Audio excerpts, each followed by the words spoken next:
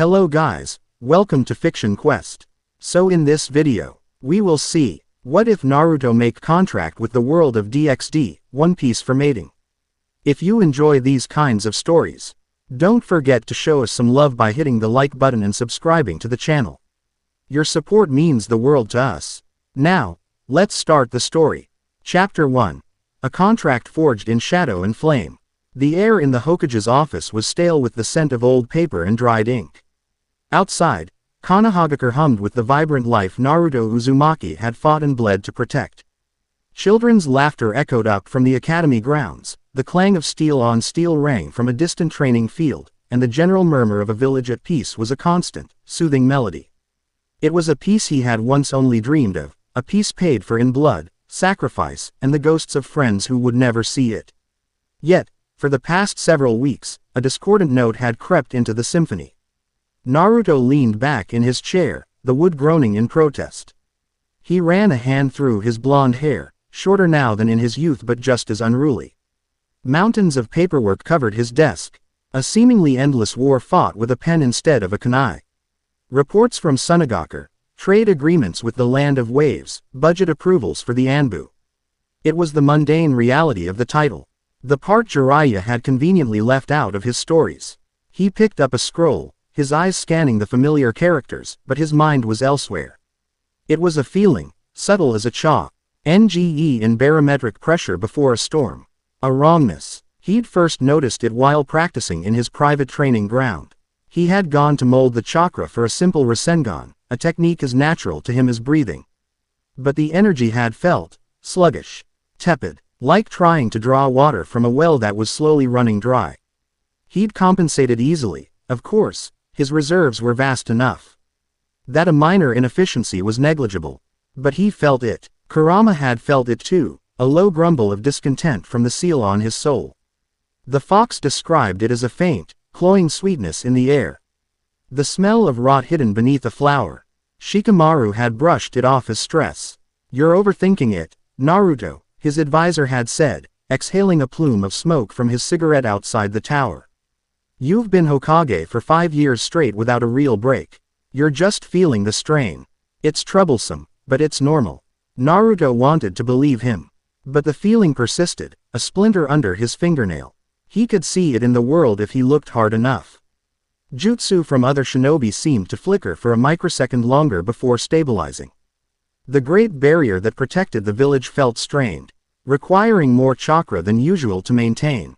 They were all small things, anomalies that could be explained away individually. Collectively, they painted a disturbing picture. Something was draining the world, sipping at its very essence so slowly that almost no one noticed. He stood up, stretching his arms over his head as his back popped. The sun was setting, casting long shadows across the village and painting the faces carved into the mountain in hues of orange and gold. His father's face looked back at him, a silent stone sentinel.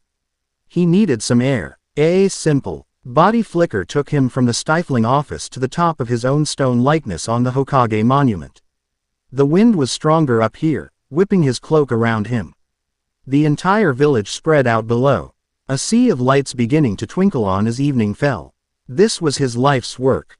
This view, this peace. The thought of anything threatening it sent a cold, protective fury through his veins. "You feel it too, don't you?" he murmured, his voice nearly lost in the wind. He wasn't speaking to anyone, yet he was. To the world itself. For a moment, there was only the wind's reply. Then, the air grew still. Utterly, unnaturally still. The rustling leaves on the trees below ceased their dance. The distant sounds of the village faded into an oppressive silence. The very air began to shimmer, not with heat, but with a cold, colorless light. Naruto's hand instinctively dropped to the kunai pouch on his thigh. His senses, honed by a lifetime of war, screamed at him. This was not a jutsu. This was something else entirely. Before him, reality seemed to fold in on itself. Space twisted, light bent, and from the distortion, a figure emerged. It was not human. It was a being of impossible geometry. A shifting construct of crystalline facets and pure, soft light. It had no face, no voice in the traditional sense, yet a voice filled Naruto's mind, a voice that was not sound but pure, unadulterated concept. Less than Uzumaki Naruto. The child of prophecy. The pillar of this world. Greater than. Naruto's stance didn't relax. His blue eyes, hard and watchful, took in the entity. Who are you? What do you want? Less than I am a function. A law. A will. You might call me the nexus. I am the membrane that separates the pages of existence. And I am here because the book is burning. Greater than. The entity, the nexus, pulsed with a gentle light. What you feel, the conceptual voice continued, resonating directly in his soul, is the symptom of a sickness. A blight that consumes realities. You call it chakra. Other worlds call it magic, life force, spirit energy. To the blight, it is all simply food. A vision slammed into Naruto's mind, unbidden and terrifyingly real. He saw his world, his vibrant, living world, from a cosmic perspective. It was a bright, shimmering sphere of blue and green. Then, he saw the blight. It was a patch of utter nothingness, a hole in existence that was slowly, inexorably expanding from the outer edges of his dimension. It wasn't black, it was the absence of color, of light, of reality itself. It was oblivion. As it touched the sphere of his world, the vibrant colors began to fade to a uniform, lifeless gray. The sphere didn't crumble or explode, it was simply, unwritten. Erased. The vision pulled him in closer. He was standing in Ichiraku Ramen. Chuki and Ayame were behind the counter, smiling. But their forms were translucent, their voices faint echoes. The steam from the ramen bowl before him gave off no heat. The color bled from the scene until it was all shades of gray. And then the figures dissolved into dust, the shop faded, and there was only the suffocating silence of non-existence. The vision shifted, and he saw Hinata and his children, Boruto and Himawari, playing in a field. He ran towards them, screaming their names, but they couldn't hear him. Their laughter became soundless as they too turned to gray ash and were scattered by a wind that wasn't there. He was back on the monument. Gasping, sweat beading on his forehead. The visceral horror of the vision was more terrifying than any enemy he had ever faced. Kagaya, Madara, the Akatsuki, they had wanted to control the world. To change it. This was the end of the very idea of a world. What is that? He breathed, his voice tight. Less than oblivion. A cosmic entropy. A god of nothingness. It is drawn to worlds brimming with life and energy, just as a predator is drawn to a fresh kill. Your world is on its path. It is already tasting the edges, draining the flavor. Greater than. Then I'll fight it, Naruto declared, his fists clenching. It was the only response he knew. I'll gather the Shinobi Alliance. We'll find it and we'll seal it. Less than you cannot fight nothingness with the tools of one reality, greater than the Nexus stated. Its tone devoid of pity or malice, a simple statement of fact. Less than your world's power, your chakra, is but a single color. To fight the absence of color, you need the entire spectrum. Other worlds, other energies, greater than. Another wave of information flooded Naruto's mind. He saw visions of other realities. A world of gothic castles and warring factions of devils, angels, and fallen angels, all wielding a potent, seductive energy called demonic power. A world of endless blue oceans and impossible islands, where pirates and marines battled using strange fruits that granted god-like abilities. And a raw spiritual power of will called Haki. Countless others flickered past, too fast to comprehend. Less than the barriers between worlds are weakening. This is both a danger and an opportunity. A champion is needed, an anchor, one who can bridge realities, draw strength from them, and unite them against the common foe. A being with a soul strong enough to contain multiple concepts of power without shattering. Greater than. You want me to be this anchor, Naruto said, the pieces clicking into place. Less than your soul resonates with the fundamental energies of life, hope, and connection more strongly than any being I have encountered across 1,000 realities. You are uniquely qualified. Greater than. What's the catch? Naruto asked, his eyes narrowing. He had lived long enough to know that such power never came without a price. The Nexus shimmered. Less than to draw upon the foundational energy of another world, you must forge a bond with it. A deep, metaphysical connection to a vessel that embodies that world's power. A soul pact. A spiritual and emotional union. Your world might call it a mating contract. Greater than. Naruto blinked. Of all the things he had expected, that was not it. A mating contract. You want me to, what? Go have kids in other dimensions.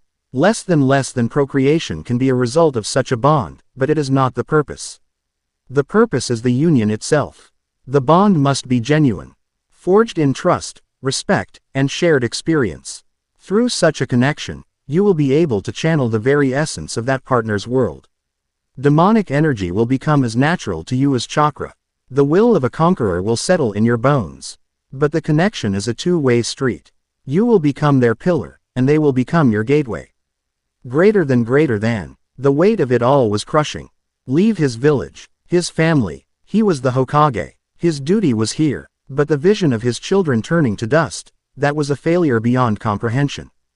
Being Hokage meant nothing if there was no village left to protect. If I do this, Naruto said slowly, my world will be safe. Less than you will give it a chance to be. There is no guarantee of victory. Only the guarantee of extinction if you refuse. Greater than. There was no choice. There never had been. From the moment he was born, his path had been one of carrying burdens for others. This was just the heaviest one yet. He looked down at his village one last time, the twinkly lights a silent promise he had to keep. He straightened his back, the goofy grin of his youth replaced by the resolute determination of a leader. All right, I'll do it. What do I have to do? The nexus pulsed brightly. Less than accept the core. Greater than. A sphere of brilliant, white light, no bigger than his fist, emerged from the entity's form. It drifted towards Naruto, radiating a power that made his own N.D. Kuramas feel like a candle to the sun. It held the potential of 1,000 worlds, the raw energy of creation itself. He reached out, his hand steady, and as his fingers touched the light, it dissolved into his body. Sinking into his chest. It didn't hurt. It was a feeling of absolute completeness. He felt his chakra network flare, connecting to something infinitely larger. He could feel the thin, fragile walls of his own dimension. And he could feel a tear. A fresh one. A violent rip in the fabric of space-time. Less than a breach is happening now. Greater than the Nexus's voice echoed, already sounding more distant. Less than a world of devils is under duress. An anchor point of great potential is in danger. The core will guide you. Go, Uzumaki Naruto. Become the anchor. Greater than. The world around Naruto twisted. The Hokage monument, the village, the sky, it all smeared together into a vortex of screaming color and sound. He felt a violent pull, as if a fishhook was lodged in his soul, yanking him across an impossible distance. His shinobi instincts took over, and he forced himself to remain calm, to observe, to prepare for whatever came. He was falling, or flying, or maybe both. Then, just as suddenly as it began, it ended. Naruto landed on his feet in a crouch, his orange and black cloak settling around him. The air was thick with the smell of ozone and something else, something cloying and arrogant. He was in a vast, ornate chamber that looked like a bizarre fusion of a high school gymnasium and a grand ballroom. The architecture was all sharp, Gothic angles, but the floor was polished wood marked with strange, glowing circles. His senses gave him an instant snapshot of the situation. Chaos, destruction, and despair. Across the room, a group of teenagers, though they felt older, more powerful than any genin, were on the ground. Wounded and exhausted, a petite white-haired girl struggled to her feet, a massive crater beneath her. A graceful girl in a Miko outfit was panting, her clothes torn. A blonde boy with a knight's sword was on one knee, his weapon cracked. Standing over them all was a young woman with the most striking crimson hair Naruto had ever seen. She wore a tattered school uniform, her body bruised. But her eyes blazed with defiant pride. Facing them was a man with blonde hair styled into obnoxious drills, wearing flamboyant red clothes. He was surrounded by a coterie of women in maid outfits who looked at him with slavish adoration. The man himself radiated an aura of smug, unearned power. A faint, golden fire flickered around him. "It's over, Rias," the man sneered, his voice dripping with condescension. "Your pathetic little peerage is finished. Now, you will uphold your end of the bargain. You will become Mrs. Riser Phenex." He took a step towards the red-haired girl, Rias, and a wave of his golden fire erupted, forcing her back. She stumbled, her energy clearly depleted. "I will never," she gasped, but her voice lacked conviction. It was the sound of a cornered animal, brave but beaten. "Oh, you will," Riser said, his smile turning cruel. He closed the distance in a flash, his hand grabbing a fistful of her beautiful crimson hair, yanking her head back. "You will learn your place. You are the property of the House of Phenex now. And we always collect what we are owed." Naruto's eyes narrowed. He didn't know the context. He didn't know the rules of this place or who these people were. But he knew a bully when he saw one. He knew the look of a predator enjoying the fear of its prey. And he knew the look in the girl's eyes, the same cornered desperation he'd seen in his own friends. In himself, a lifetime ago. That was all he needed to know. He didn't announce himself. He didn't shout a challenge. That was the old Naruto. The new Naruto, the Hokage, was a weapon of silent, overwhelming efficiency. One moment, Riser was leering down at Rias, savoring his victory. A hand clamped down on his wrist like a steel vice. The grip was so strong, so sudden, that Riser let go of Rias's hair with a startled cry. Naruto stood between them, his back to Rias, his expression utterly flat, his blue eyes holding a cold, dangerous light. He hadn't even seen him move. "Get your hands off her," Naruto said, his voice quiet, yet it cut through the vast chamber with absolute authority. Riser stared at the newcomer. The strange clothes, the blonde hair, the whisker marks on his cheeks. "Who in the great underworld are you? Do you have any idea who I am?" He blustered, trying to wrench his wrist free. Naruto's grip didn't budge. "Doesn't matter who you are," Naruto replied, his gaze flicking over Riser's entourage of women, cataloging them as threats. 15 of them. One man, all radiating some form of energy. Manageable. He turned his head slightly, his eyes meeting Rias's shocked, turquoise gaze. "You all right?" Rias could only nod, stunned into silence. This man had appeared from nowhere. The power rolling off him was bizarre. It wasn't demonic, or holy, or draconic. It was something else, something wild, ancient, and vast. Riser's shock turned to rage. "Insolent pest. You dare lay a hand on Riser Phenex." Ubeluna, one of the women, a queen by the feel of her power, stepped forward, conjuring a ball of explosive energy. "You will pay for touching Lord Riser." She hurled the projectile. It flew through the air, only to be intercepted by a blur. A second Naruto appeared, catching the explosive orb in his hand. He gave a cheerful wave. "Sorry, that's not allowed." Then he squeezed. The orb imploded with a muffled whump. A shadow clone. Riser's eyes widened. A simple but effective trick. "Kill him. Kill all of him," Riser shrieked, finally twisting his wrist free. The Phenex peerage moved as one. His two rooks, large, burly girls, charged forward. His knights, women with swords, blurred into motion. His bishops began chanting, weaving spells of fire and lightning. Naruto didn't move from his spot in front of Rias. He simply made a single hand sign. Poof, poof, poof. In an instant, the chamber was filled with 24 Naruto Uzumakis. The clones didn't hesitate. They met the charge head-on. It was a maelstrom of orange and black. The clones worked with the flawless, silent coordination of a veteran shinobi unit.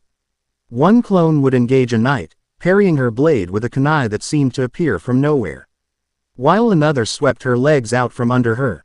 A third would tap her on the forehead, releasing a tiny pulse of chakra that sent her into instant, peaceful unconsciousness. The two rooks were met by 4 clones each. They didn't try to match the girl's brute strength. They flowed around them, a dizzying dance of feints and redirections. One rook threw a powerful punch, only to hit another clone that dissolved into smoke. While she was off balance, the real clone delivered a precise chop to the back of her neck. She crumpled to the floor. The bishops, who were trying to cast spells from the back line, suddenly found themselves with a Naruto clone standing right behind each of them, a hand on their shoulder. "Boo!" the clones whispered in unison before the women slumped over, knocked out. In less than 30 seconds, all 15 members of Riser's peerage were lying on the ground, unconscious but unharmed. The Naruto clones stood over them for a moment, then looked back at the original and dissipated into puffs of smoke.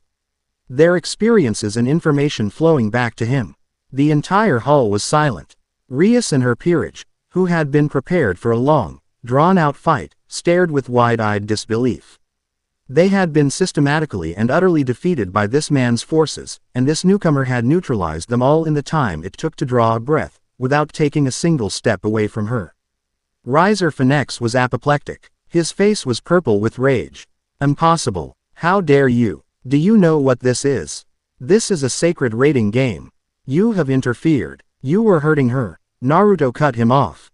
His voice still level, but now with an undercurrent of steel. That's all I need to know. Now, it's your turn. You think you can defeat me? Riser laughed, a hysterical, grating sound. Fool, I am a Phenex. I am immortal. Any wound you inflict will be healed by my flames of regeneration.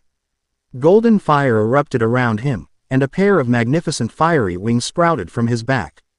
The heat washed across the room. Naruto remained unimpressed. Immortal, huh, he said, a small, dangerous smile touching his lips. He raised his right hand, and chakra, raw and potent, began to swirl in his palm. It spun faster and faster, a high-pitched whirring sound filling the air as a perfect, azure sphere of pure, destructive energy formed. The Rasengan. Rias gasped. The sheer density of the power in that small ball was terrifying. It felt like a miniature, contained hurricane. I've dealt with immortal opponents before, Naruto said calmly. The trick isn't to destroy the body. It's to overwhelm the healing. He vanished. Riser's eyes widened, unable to track his speed. Naruto appeared directly in front of him, his blue eyes locking onto Riser's. This is for grabbing her. He slammed the Rasengan into Riser's stomach. There was no grand explosion. There was only the sound of grinding, tearing destruction. Riser's body was hurled backwards like a cannonball, spinning through the air. The Rasengan drilled into him, its thousands of chaotic rotations shredding him on a cellular level, overwhelming his famed regeneration before it could even begin to kick in. He slammed into the far wall of the chamber, cracking the stone, and fell to the floor in a broken, unconscious heap, his fiery wings sputtering out like a dying candle. He was alive, but he wouldn't be getting up for a very, very long time. The silence that followed was absolute. Naruto stood in the center of the room, the faint wisps of chakra from his attack dissipating around him. He looked at the defeated man, then back at the crimson-haired girl who was still staring at him, her expression a mixture of awe, confusion, and something else, something akin to hope. He walked over to her, his posture relaxed, the coldness in his eyes gone, replaced by a familiar, warm sincerity. He stopped a few feet away, taking in her bruised face and torn clothes. He won't be bothering you again for a while, he said, his voice gentle. Rias Grimori, heiress to one of the underworld's most powerful families, a king who commanded loyalty and respect, found herself speechless. This stranger had descended into her darkest moment and single-handedly dismantled an enemy that had thoroughly defeated her and her entire household. He did it with an efficiency and power she had never witnessed, and for a reason as simple as seeing a girl in trouble. As he stood there, a faint warmth bloomed in Naruto's chest, radiating from the Nexus core. It was a subtle, pleasant hum that resonated with the girl before him. He felt a connection, a thread of light spinning itself between his soul and hers. It was the first bond. The contract beginning to forge itself not in ink or magic circles, but in action, protection, and a shared moment of victory. He gave her a small, reassuring smile, the kind that had inspired armies and calmed tailed beasts. He extended his hand, palm up, an offering of help. An invitation. My name is Naruto Uzumaki. It looks like you could use a hand. From the highest, shadowed rafter of the grand chamber, a figure cloaked in gray observed the scene. It had no discernible features. Just a humanoid shape wrapped in concealing robes. It registered the anomaly, the trans-dimensional energy signature, the unknown power source, the sheer overwhelming force of will. This, Naruto Uzumaki, was a singularity, a variable that their calculations had not predicted. It was a source of immense energy, a loud noise in the symphony of existence. And all loud noises, the figure thought with cold, absolute certainty, had to be silenced. With a flicker that was not movement but a simple cessation of being, the shadow was gone. Chapter 1 End. Chapter 2. Devils, Dragons, and a Will of Fire. The moments after Naruto's hand was offered stretched into a profound, ringing silence. Rias Grimori stared at his outstretched palm, then up at his face. The smile he wore was open and guileless, a stark contrast to the terrifyingly efficient warrior who had just dismantled a high-class devil in his entire peerage. It was the smile of a man who had offered a hand to a fallen comrade 1,000 times. It was disarmingly genuine. Before she could accept, a shimmering, crimson circle of intricate design materialized on the floor. From it rose a woman with silver hair braided into a long tail and wearing a French maid's uniform. Her expression was a mask of cool professionalism, but her eyes, a shade of magenta, held a flicker of barely concealed panic. This was Graphia Lucifuge, wife of the devil king Searsex Lucifer, and the strongest queen in the underworld. Her gaze swept across the scene, the unconscious forms of the Phenex peerage, the cratered walls, the broken body of Riser Phenex, and finally, the unknown man in the strange orange and black cloak standing before her. Lady Rias, Graphia said, her voice calm and even, betraying none of the shock she must have felt. The match has been concluded. Your victory has been recorded. Lord Lucifer requests your presence. Her eyes flicked to Naruto, sharp and analytical. And that of your associate. Rias finally found her voice. She ignored Naruto's hand, not out of rudeness, but because the entire situation had shifted into a realm far beyond a simple rescue. She straightened up, her bearing regaining song of its noble authority despite her disheveled appearance. Of course, Graphia, we will come at once. Her peerage, Akeno, Hiba, Kaneko, and the others, slowly picked themselves up, their expressions a mixture of relief, awe, and deep curiosity as they looked at Naruto. He, in turn, simply let his hand drop to his side, his smile fading into a neutral, observant expression. He understood politics. A sudden, unexplained victory by an unknown powerhouse was not an event that would be overlooked. He had just thrown a boulder into a pond he knew nothing about, and the ripples were already beginning to spread. Right, Naruto said, his tone amicable. Lead the way. Graphia nodded curtly, and with a wave of her hand, the transport circle on the floor pulsed with renewed light, expanding to encompass Naruto and all of Rias's peerage. The world dissolved into a crimson blur. For a shinobi used to the instantaneous flash of a body flicker, the sensation of demonic magical transport was strangely smooth. Like being pulled through silk. They rematerialized not in a gymnasium, but in a vast, opulent throne room. The ceiling soared into a vaulted darkness from which colossal chandeliers dripped crystalline light. The walls were black marble veined with gold, and a long, red carpet stretched towards an elevated dais upon which sat a throne of obsidian. Seated on the throne was a man who commanded the room simply by existing within it. He had handsome, gentle features and shoulder-length crimson hair, a shade deeper and richer than Rias's. He wore elegant, high-collared robes of black and red, and his presence was overwhelming. It wasn't menacing or oppressive, it was simply, absolute. Like standing to a star. It was the quiet, unshakable power of a man who knew his place at the apex of his world. This was Searsex Lucifer, one of the 4 great Satans. Standing beside the throne were Rias's parents, Lord and Lady Grimori, their faces etched with worry. Several other figures, nobles of the underworld, lined the walls, their expressions ranging from shock to suspicion. Searsex's violet eyes passed over his sister, a flicker of relief in their depths, before settling on Naruto. There was no hostility in his gaze, only a deep, penetrating curiosity. It was the look of a scientist examining a completely new form of life. Rias, Searsex began, his voice smooth and melodic, yet carrying an echo of immense power. I am relieved to see you are unharmed. The outcome of the raiding game was unexpected. Riser Phenex has been retrieved and is receiving treatment.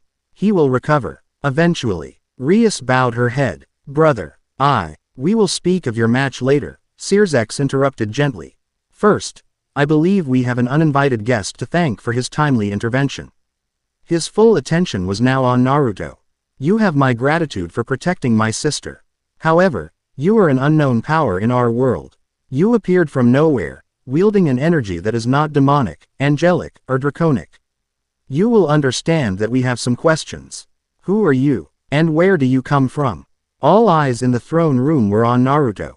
The air was thick with tension and silent weight of a dozen powerful devils scrutinizing his every move. He felt their energy, their suspicion, their power. It was like being surrounded by a pack of wolves, and he was the strange creature that had just wandered into their den. Naruto didn't flinch. He didn't bow. He met Searsex's gaze with the steady, unwavering confidence of a man who had faced down gods and monsters. He was no longer just a shinobi. He was the Hokage of Konoha, a world leader in his own right.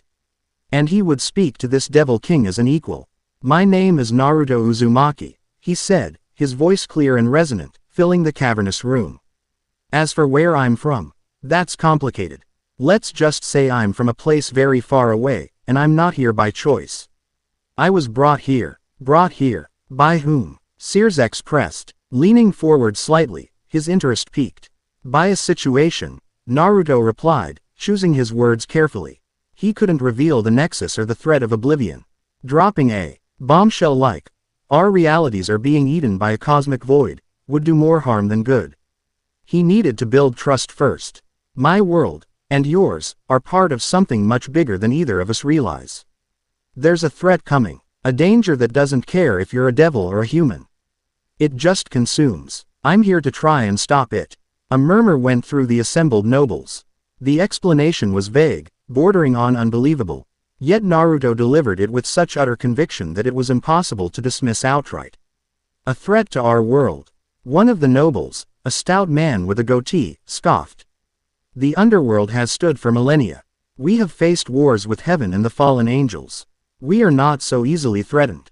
The enemies you know are one thing, Naruto countered, turning his gaze on the noble. The man involuntarily took a step back. Naruto's eyes held the weight of a veteran, the calm intensity of someone who had seen the absolute worst of war and survived.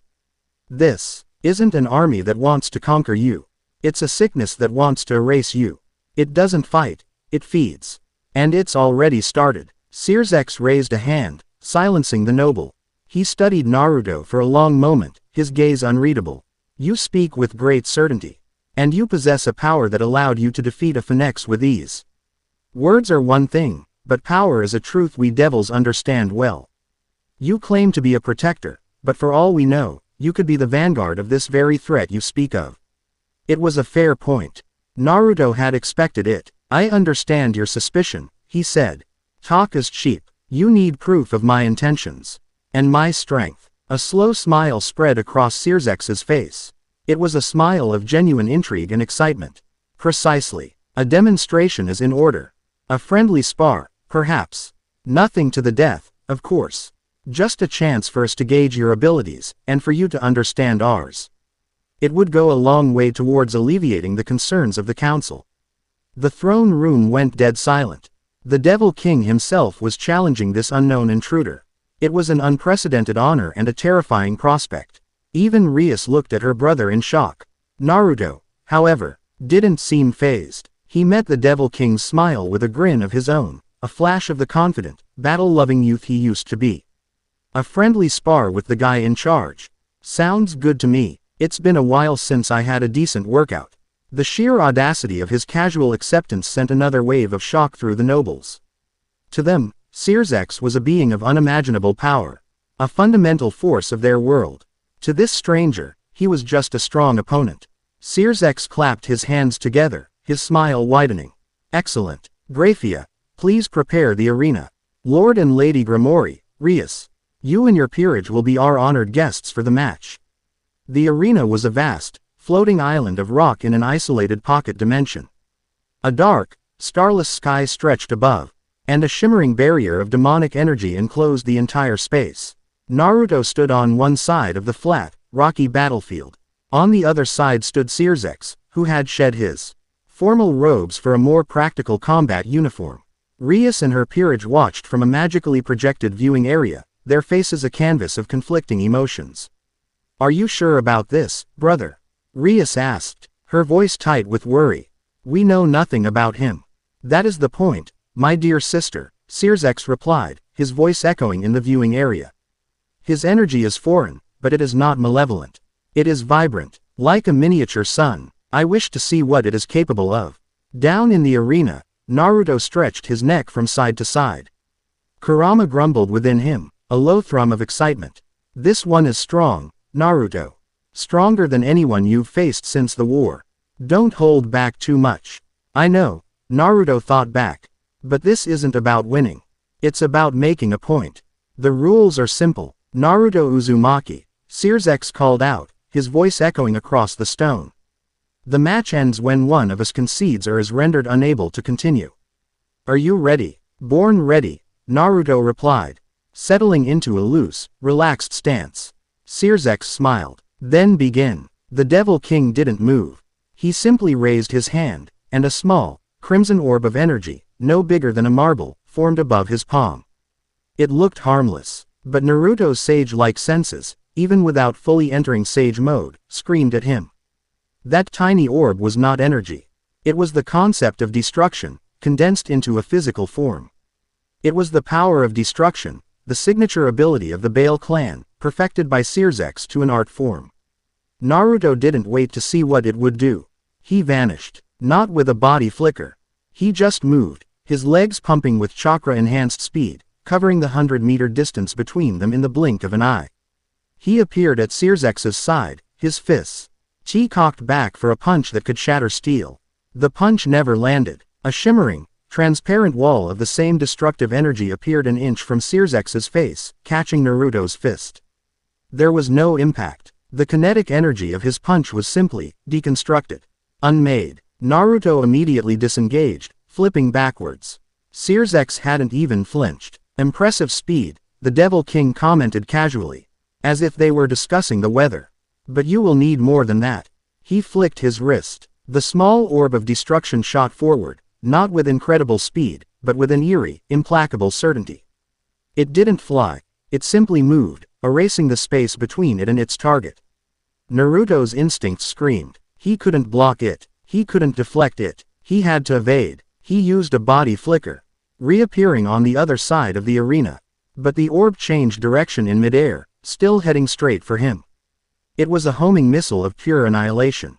Okay, Plan B, Naruto thought. He made a cross-shaped hand seal. Shadow Clone Jutsu. A dozen Narutos exploded into existence, scattering in all directions. The orb paused for a fraction of a second, as if confused. Before locking onto the nearest clone and streaking towards it. The clone tried to leap away, but the orb touched its leg.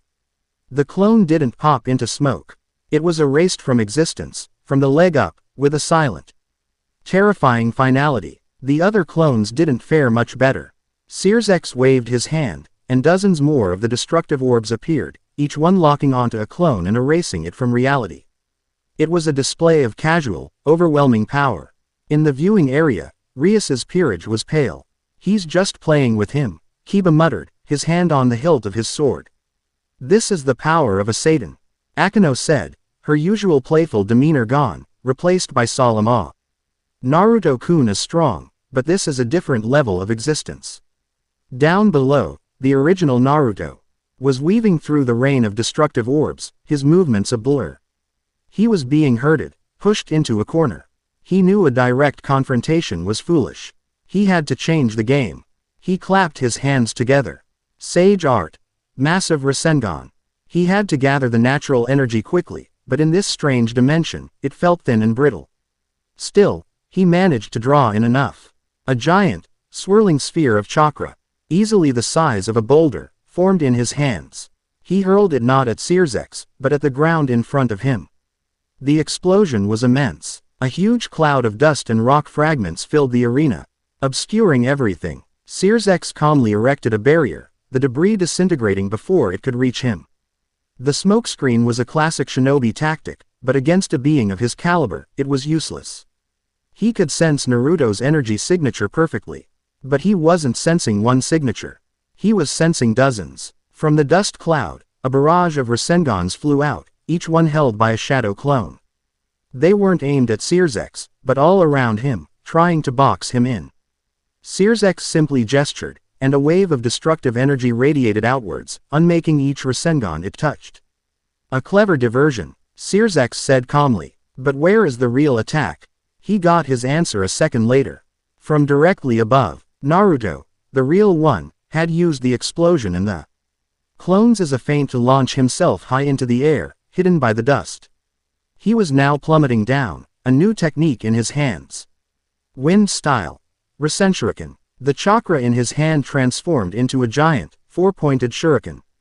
Shrieking with a sound that could tear a man's soul apart.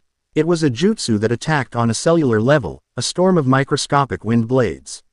Searsex's eyes widened slightly. This was different. This was dangerous. The power of destruction was absolute, but it had to be directed. If this attack had a wide enough area of effect, some of it might get through. Searsex's body erupted in a massive aura of crimson energy. Yield, he said, his voice no longer casual. It was a command that vibrated with power. Naruto ignored him, pouring more chakra into the attack. He was a descending comet of golden sage energy and shrieking wind. He threw the Rasenshuriken. The world seemed to turn white. The two attacks met halfway between them. The Rasenshuriken's store, of wind blades battled against Searsex's aura of annihilation. For a moment, they were locked in a stalemate, a screaming vortex of creation versus destruction. Then, with a deafening roar, the combined energy exploded upwards, blasting a hole straight through the dimensional barrier. The dark, starless sky above them shattered like glass, revealing a swirling chaos of raw dimensional energy beyond. The shockwave sent Naruto tumbling back, his sage mode dissipating. He landed hard, skidding across the rock. Searsex, for the first time, had been forced to his feet, his uniform slightly singed. A thin trickle of blood ran from the corner of his lip. He wiped it away with his thumb, a look of genuine, unadulterated excitement on his face. Incredible, Searsex breathed, looking at the shattered sky, then back at Naruto. To be able to damage a pocket dimension with a single attack, Uzumaki Naruto, you are truly full of surprises. Naruto pushed himself to one knee, panting. He had thrown one of his strongest attacks, and all it had managed to do was bloody the man's lip. The gap in their raw power was immense. But he had achieved his goal. He had earned his respect. I concede, Naruto said, his voice hoarse. You're on a whole other level. Searsex chuckled, the sound echoing in the damaged arena. Perhaps, but you forced me to become serious. Very few in this universe can claim that honor. You have proven your strength. He walked over and offered Naruto a hand up. Naruto took it, and the Devil King pulled him to his feet. Your power, Searsex said, his violet eyes analytical once more, is not just raw energy. It is versatile, deceptive. You fight like a warrior, but you think like an assassin. That is a dangerous combination. I'm a shinobi, Naruto said simply. It's what we do. When they returned to the throne room, the atmosphere was completely different. The suspicion in the eyes of the nobles had been replaced with a grudging awe. This outsider had not only fought their king, but he had pushed him, even if only for a moment. He had earned his place at the table. In the days that followed, Naruto became a resident of the Grimoire estate, a magnifique and mansion that seemed to blend European luxury with demonic flair. He was given guest quarters, and Rias was tasked with being his guide to their world. During this time, the first true seeds of their connection began to sprout. They didn't talk about contracts or metaphysical bonds. They talked about leadership. One evening, they stood on a balcony overlooking the vast, crimson-hued lands of the Grimoire territory. You carry a heavy burden, Rias said, her eyes on the horizon. Being responsible for so many lives. It's the only thing worth doing, Naruto replied, leaning on the balustrade. My dream was to become the leader of my village, the Hokage. I thought it was about being the strongest. But it's not. It's about being willing to carry everyone's pain, their hopes, their dreams on your shoulders. It's about being the pillar that everyone else can lean on, even if you feel like you're about to crumble. Rias looked at him, seeing the truth of his words in the faint lines of exhaustion around his eyes.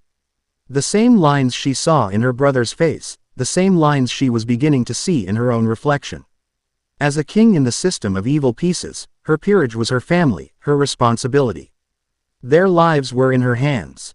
I was so focused on escaping my engagement to Riser, she admitted, her voice soft. I thought it was just about my freedom. But you showed me something. You fought for me without knowing my name, without asking for a reward. You fought because you saw someone who needed help. That's what leaders do, Naruto said. They protect their people, all of them. A genuine bond was forming between them, built on a foundation of mutual respect for the burdens they both carried. Naruto spent time with her peerage as well. He sparred with Kiba, teaching the knight about feints and misdirection. He had an eating contest with Kaneko, which, to everyone's shock, he nearly won. He even managed to have a conversation with the reclusive Gasper. He was becoming a part of their family. And with every shared laugh, every moment of understanding, the Nexus core in his chest pulsed with a gentle warmth. He could feel her world's energy, the intricate, alluring power of devils. Becoming more familiar to him, no longer an alien force but a complementary melody to his own chakra.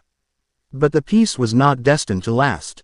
One afternoon, a siren blared across the Grimoire estate. An alarm. Graphia appeared in a shimmer of magic, her expression grim. An emergency report from the human world, she announced. Kuo Town. A powerful, unknown energy signature has appeared. It is causing widespread life force absorption.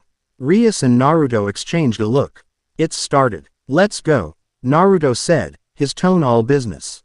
They arrived in Kuo Town, the place where Rias and her peerage managed devilish affairs in the human world, to a scene of quiet horror.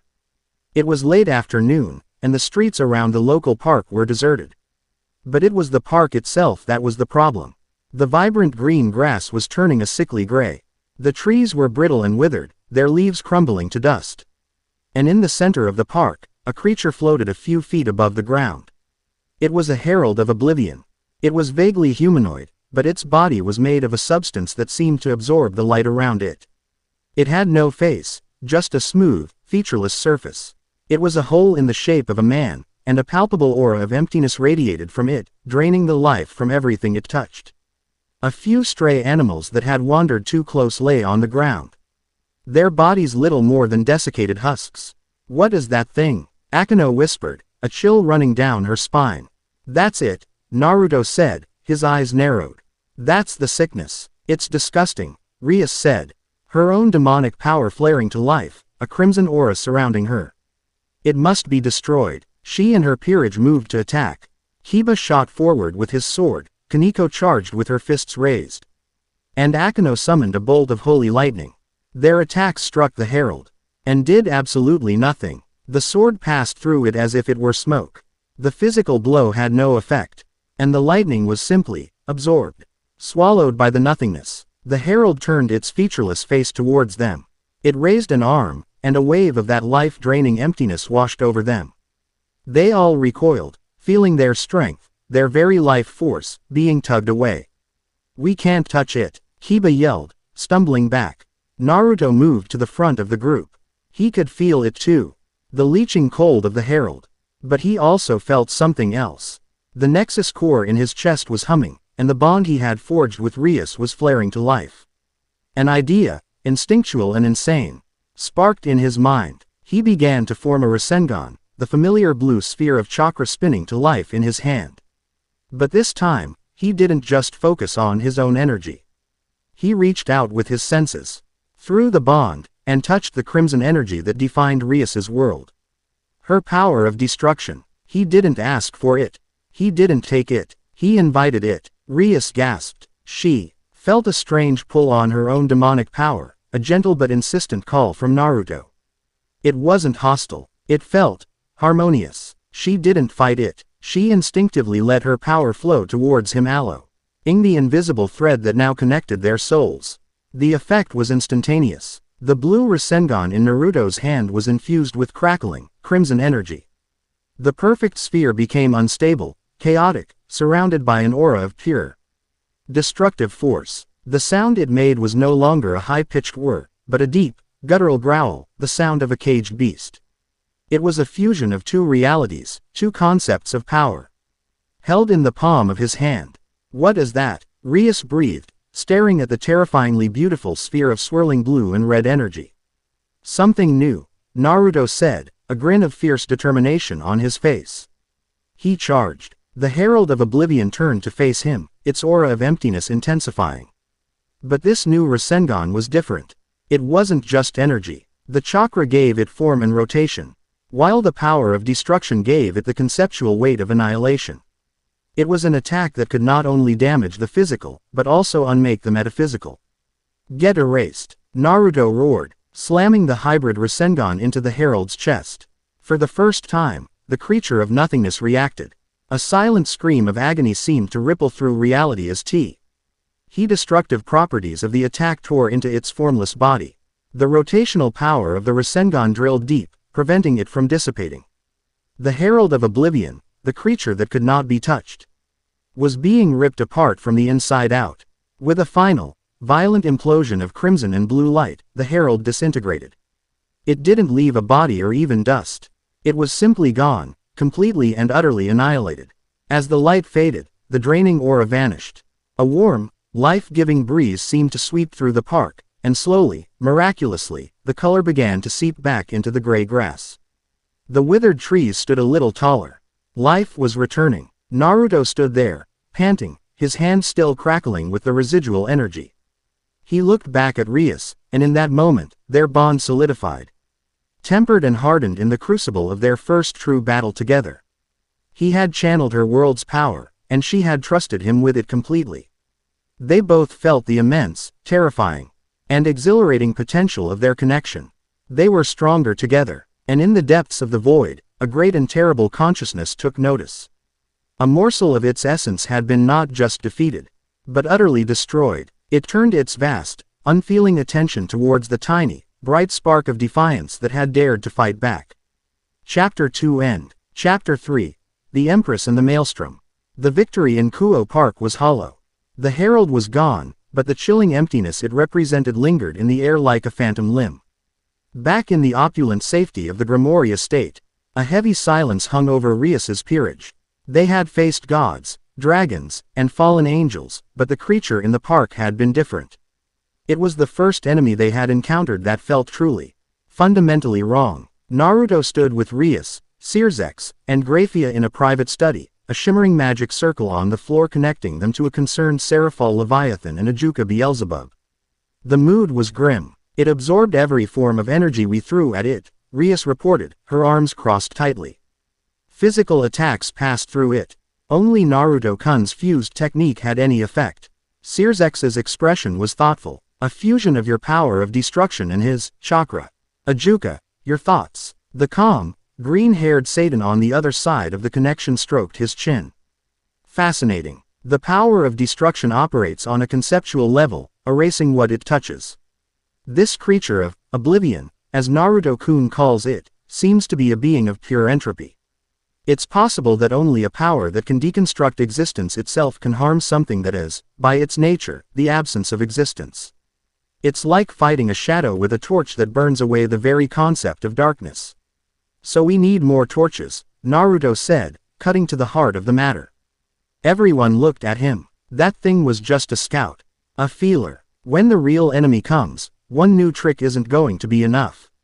My power. Rias's power. We need more. He didn't need to elaborate. Searzex nodded slowly, a deep understanding in his eyes. You believe you will be sent to another world soon. It wasn't a question. Naruto looked down at his own chest, where the invisible Nexus core resided. It had been quiet since the battle, but he could feel it, a low hum of anticipation. It was analyzing the data from the fight, calibrating, searching for the piece of the puzzle. I don't have a schedule, Naruto admitted. It just happens. But yeah, soon. The thought sent a pang of unexpected reluctance through him. In a short time, he had grown fond of these devils.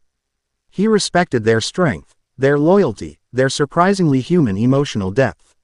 He looked at Rias. The bond between them was more than just a power conduit now, it was a thread of genuine camaraderie and understanding. Leaving felt like abandoning a friend on the front lines. As if sensing his thoughts, Rias stepped closer. You will come back, she asked, her voice softer than the others could hear. I have to, he replied, meeting her turquoise eyes. We're in this together, remember. A small, grateful smile touched her lips. Then go. Get stronger. We will hold the line here. At that exact moment, a sharp, resonant thrum echoed in Naruto's soul. The Nexus core flared to life, not with a gentle warmth, but with an urgent, insistent pulse. The air around him began to shimmer, just as it had on the Hokage monument. "Guess. Soon. Is now," he said with a wry grin. He gave Rias a quick, final nod of reassurance. "Don't have too much fun without me." Before anyone could reply, the world dissolved. The pull was more violent this time, the transition a chaotic storm of sensory input. He felt a crushing pressure, tasted salt on his tongue, heard the roar of 1,000 crashing waves, and was blinded by light more brilliant than any he had ever seen. He was a leaf tossed in a hurricane, a speck of dust in the cosmic gears. And then, with a jarring lurch, he was spat out into reality. He landed face first in warm, shallow water, sputtering as he inhaled a lungful of saltwater. The sand was soft and white beneath him. The sun beat down with a tropical intensity he hadn't felt since his training days with Jiraiya at sea. He pushed himself up, coughing and shaking his head to clear it. Palm trees with ridiculously oversized leaves swayed in a gentle breeze along the edge of a dense, emerald-green jungle that seemed to climb into the sky. The ocean was a stunning shade of turquoise, stretching to a horizon so vast it felt like the edge of the world. "Okay," he muttered to himself, wringing out the hem of his now-soaked cloak. Definitely not the underworld anymore. He took a step towards the treeline, his shinobi senses automatically scanning his surroundings. The air was thick with life energy, far more vibrant and potent than the thinned-out chakra of his own world. It was wild, untamed. Kurama stirred within him, intrigued. "This place feels old, Naruto. Powerful." Before he could take another step, a sharp whip sound cut through the air, and an arrow buried itself in the sand an inch from his boot. It wasn't a normal arrow. The tip was coated in a strange, shimmering black energy. Naruto froze, his eyes instantly scanning the jungle's edge. He saw movement in the canopy. Dozens of figures, moving with a fluid grace that spoke of immense natural athleticism. In seconds, he was surrounded. They were women, all of them, tall, powerfully built, clad in scant leather and fur that did nothing to hide their toned muscles. They held bows carved from dark wood or long, elegant spears. Their faces were set in expressions of cold, implacable hostility. At their shoulders, giant, brightly colored snakes hissed, their tongues tasting the air. Naruto slowly raised his hands in a universal gesture of peace. "Easy there, I'm not looking for a fight." The lead woman, with dark hair tied back in a practical ponytail, barked something at him in a language he didn't recognize. It was sharp, guttural, and clearly a command. When he didn't immediately comply, she knocked another arrow, the black energy shimmering around the tip again. It was then that the Nexus core pulsed gently in his chest. The foreign words in his mind began to shift, the sounds blurring until they resolved into understandable concepts. It wasn't a direct translation, it was more like he was being fed the intent behind the words. Less than man. On sacred soil, surrender for execution or die where you stand. Greater than, execution. Naruto blinked. A little harsh for trespassing, don't you think? His response, apparently understood, only seemed to enrage them further. Several more bows were drawn. He was in a delicate situation. He could disable them all in seconds with a few shadow clones, but that would make this entire island his enemy. He was here to forge an alliance, not start a war. He needed to de-escalate. "Look, I'm just lost," he tried again. "I don't mean any harm." The leader spat on the ground. Less than your existence is harm. Your gender is a poison. We are the Kuja. This is Amazon Lily. No man may set foot here and live. That is the law. Greater than. So, an island of misandrists. Great. Naruto's mind raced. Logic and reason weren't going to work here. He needed a different approach. He needed to show them he wasn't the kind of man they clearly despised, but he couldn't appear weak either. It was a tightrope walk. One of the younger women, her expression more curious than hateful, stepped forward. It was Marguerite. She held a spear, but pointed it at the ground. Less than he does not seem like the men from the stories. He does not leer, nor does he seem aggressive. Greater than. The leader, Sandersonia, glared at her. Less than do not be fooled by its placid exterior, Marguerite. A man is a man. A beast of avarice and lust. End of discussion. Kill him. Greater than. A volley of arrows shot towards him. Naruto sighed. So much for de-escalation. He moved. He didn't use a body flicker, just a burst of pure, chakra-fueled speed. To the Kuja, he simply vanished. He appeared behind the volley of arrows, plucking 2 of them out of the air. He examined the shimmering black tip. This was the source of their power. Haki, the Nexus had called it. A manifestation of pure will. Impressive. He reappeared in the center of their circle, still holding the arrows. I told you, he said, his voice taking on a harder edge. I don't want to fight you. The Kuja warriors stared in shock. Not only had he dodged their coordinated attack, he had done so with contemptuous ease. This man was far more than he appeared. Sandersonia let out a battle cry and charged, her spear a blur aimed at his heart. Naruto didn't move until the last possible second. He sidestepped the thrust, his hand shooting out to grab the spear shaft. Using her own momentum against her, he twisted, pulling her off balance and spinning her around. With a precise, controlled tap to a pressure point on her shoulder, he sent a jolt through her nervous system. Her arm went numb, and the spear clattered to the ground. Before she could recover, he had her in a hold, one arm gently but immovably pinned behind her back.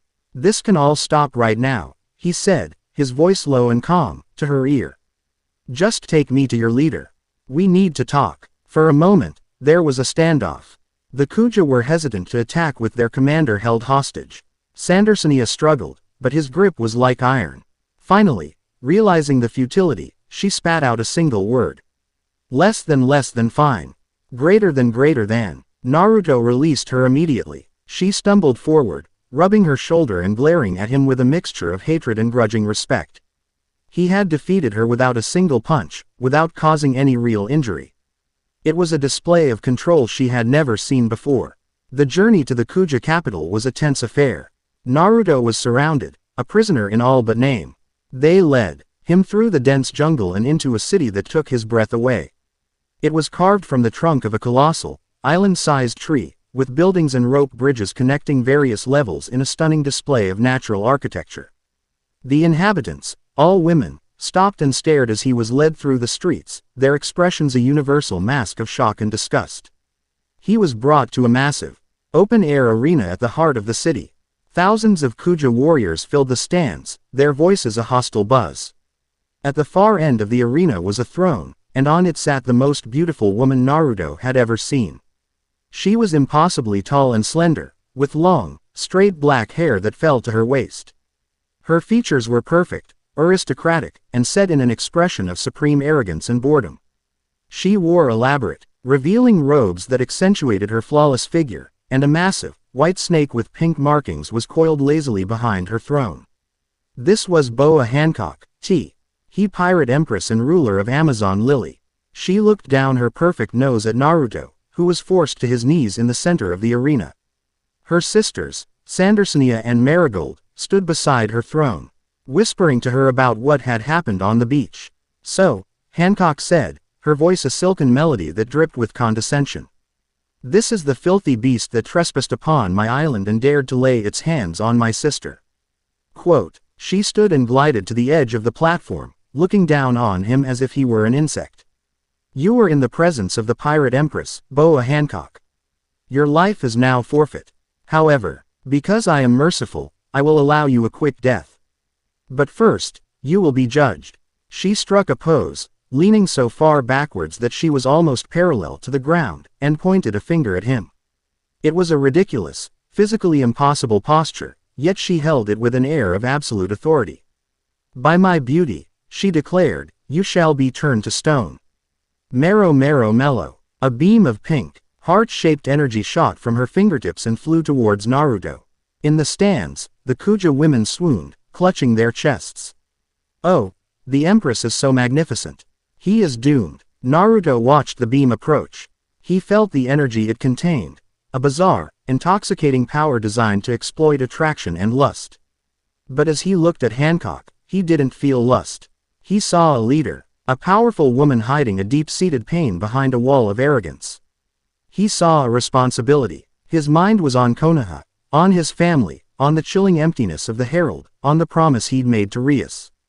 His heart was already full. There was no room for her spell to take root. The pink light washed over him. And nothing happened. He blinked, still on his knees, looking up at her with a slightly confused expression. Are you okay? That looks like it hurts your back. The entire arena fell silent. A pin drop would have sounded like a thunderclap. Every single Kuja warrior stared, their jaws agape. Boa Hancock slowly straightened up, her perfect face a mask of utter disbelief, which quickly curdled into incandescent rage. Her spell had never failed. Never. It was the source of her power. Her reputation. To have it shrugged off so casually by this strange man, it was an insult of the highest order. Impossible, she shrieked, her voice losing its melodic quality. Why were you not turned to stone? Do you possess a heart of stone? Are you saying my beauty has no effect on you? I mean, you're obviously very beautiful, Naruto said, trying to be diplomatic. Probably the most beautiful person I've ever seen. But I've got a lot on my mind right now. Bigger problems. So, if we could just skip the execution and talk for a bit, I'd really appreciate it. His honest, straightforward compliment, followed by his complete dismissal of its importance, was more infuriating to Hancock than any insult. It was as if a mountain were told by an ant that it was quite tall. But blocking the view. Kill him, she screamed, her composure shattering completely. Throw him to the pit. The floor of the arena split open, revealing a dark pit from which a monstrous growl emanated. Two guards grabbed Naruto's arms to drag him forward. Wait, Naruto said, easily shrugging off the guards. He stood up, facing Hancock directly, his expression now serious. I told you I'm not here to fight. My name is Naruto Uzumaki, and I'm here to ask for your help. A danger is coming that threatens your island, your people, your entire world. I saw it myself. Lies. Hancock hissed. The Kuja need no help from a mere man. We are the strongest. As if on cue, a thunderous explosion rocked the entire city. A section of the outer wall of the arena crumbled inwards, sending dust and debris everywhere. Screams of panic erupted from the crowd. Through the newly created hole strode a machine. It was a massive, bear-like automaton, identical in shape to the Shichibukai Bartholomew Kuma. But its color scheme was a dull, lifeless gray. Strange, glowing gray lines, like corrupted circuitry, pulsed across its body, and the same aura of life-draining emptiness it had surrounded the herald wafted from it. It was a pacifista, a weapon of the world government, but it had been twisted, corrupted by the power of oblivion. It was a tool of the silent choir, sent to test this world's defenses. It raised its palm, and a beam of gray energy shot out, striking a section of the stands. There wasn't a fiery explosion. The stone and the women sitting there simply dissolved into gray dust. Terror swept through the Kuja. They fired a volley of hockey-infused arrows, but the projectiles bounced harmlessly off the pacifista's armored plating. Hancock stared in horror. She had never seen such a weapon. Its power was alien, anathema to the life of her island. Naruto didn't hesitate. He turned to Hancock, his voice now a calm, commanding tone that cut through the panic. Get your people back. Get them to safety. I'll handle this. Hancock was about to retort, to refuse any order from a man, but the look in his eyes stopped her. It was the unwavering gaze of a commander on the battlefield. A cage taking charge of a crisis. There was no arrogance in it, only absolute certainty and a fierce, protective will. For the first time in her life, she found herself instinctively wanting to obey. Go, Naruto yelled, and this time, she moved, shouting orders for her warriors to evacuate the civilians. Naruto turned to face the corrupted pacifista. He clapped his hands together, and the world seemed to sharpen around him. He drew in the potent natural energy of Amazon Lily, and it flooded his system like a tidal wave. Orange pigment appeared around his eyes, and his pupils shifted into the horizontal bars of a toad. He had entered sage mode. In this heightened state, he could feel everything. He felt the life force of every Kuja warrior, the fear pulsing from their hearts. He felt the immense, ancient life of the island itself. And he felt the core of the pacifista, a festering, cancerous node of oblivion's energy, a void at the heart of the machine. That was his target. The pacifista fired another beam at him. Naruto vanished, appearing on top of its head in the instant. He formed a Rasengan, but before he could strike, the machine's head swiveled 180 degrees. and it fired a laser from its mouth at point-blank range. Naruto leapt away, the beam narrowly missing him and carving a deep, gray trench in the arena floor. "Okay, so you're tough," Naruto muttered. He made a hand sign. Shadow Clone Jutsu. 50 Narutos appeared, fanning out around the pacifista. "Distraction time," the original yelled. The clones charged. The pacifista became a whirlwind of destruction, firing lasers in all directions, swatting clones away with its massive arms. The clones didn't try to damage it, they were a diversion, forcing the machine to divide its attention, making it expose its core as it twisted and turned. Boa Hancock watched from a safe distance, her people arrayed behind her. She watched as this one man, with his army of duplicates, engaged the monster that her elite warriors couldn't even scratch. He was fast, impossibly so. He was clever, using his clones with tactical precision. He was brave, drawing the creature's fire away from her people and onto himself. He was everything the men of her nightmares were not. The original Naruto, using the chaos created by his clones, found his opening. The pacifista was momentarily occupied swatting a group of 10 clones to its left. Its chest cavity, where Naruto's sage sense told him the corrupted core was located, was exposed for a fraction of a second. That was all he needed. He flashed forward, a golden blur of sage energy. Sage art. Rasengan. He thrust his hand forward, slamming the swirling sphere of natural energy directly into the pacifista's chest. The armor plating, which had shrugged off Haki-infused arrows, buckled and shattered like glass. The Rasengan drilled deep into the machine's innards and struck the corrupted core. For a moment, there was a silent battle between the vibrant, life-affirming energy of Sage Mode and the entropic nothingness of the Oblivion core. Then, the core overloaded.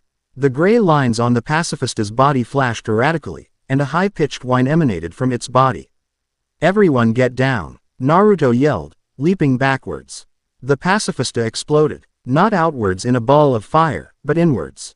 It collapsed in on itself, crushed into a single point of light before vanishing, taking the Oblivion energy with it. Silence returned to the arena. All that remained was a smoking crater where the monster had been. Naruto stood at the edge of it, his sage mode receding. He was breathing a little heavily, but he was unharmed. He had saved them, all of them. He turned and looked up at Boa Hancock. Her expression was one he had never seen before. Her arrogance was gone. Her anger was gone. In its place was a look of profound, earth-shattering awe. This man had protected her. He had protected her home. He had protected her people. He had stood as a shield between them and the void. A warmth bloomed in Naruto's chest, stronger than it had with Rias. It was the Nexus core, flaring to life in response to the moment. He felt a powerful, visceral connection snap into place between him and the pirate empress. It wasn't a gentle thread, it was a thick, unyielding cable of power. He felt a new energy flow into him, an energy that was as wild and vast as the ocean, as indomitable as a monarch's will. It was the raw power of Haki, the very essence of this world, and it settled into his soul as if it had always belonged there. Boa Hancock stared at him. Her cheeks flushed with a color he had not seen on her before. Her heart was hammering in her chest, not with fear or anger, but with an entirely new, terrifying, and exhilarating emotion. She had built her entire life on the belief that all men were beasts. And in a single afternoon, this one man, with his kind eyes, his goofy grin, and his godlike power, had shattered that belief into a million pieces. He wasn't a beast, he was a maelstrom, and he was her savior. Chapter 3 End. Chapter 4. A Summit of Three Worlds. The silence in the Kuja arena was the reverent hush of a world remade. Boa Hancock, the unassailable empress, looked at Naruto Uzumaki not as an intruder or a male, but as a typhoon in human form that had just saved her entire nation. The awe in her eyes was so profound, so utterly new, that it felt like a tectonic shift in the foundations of her soul. Naruto, feeling the potent, untamed energy of Haki settle within him, knew the moment was pivotal. He also knew it was fleeting. The Nexus core, having established its second anchor, now hummed with a different purpose. It was no longer searching, it was consolidating.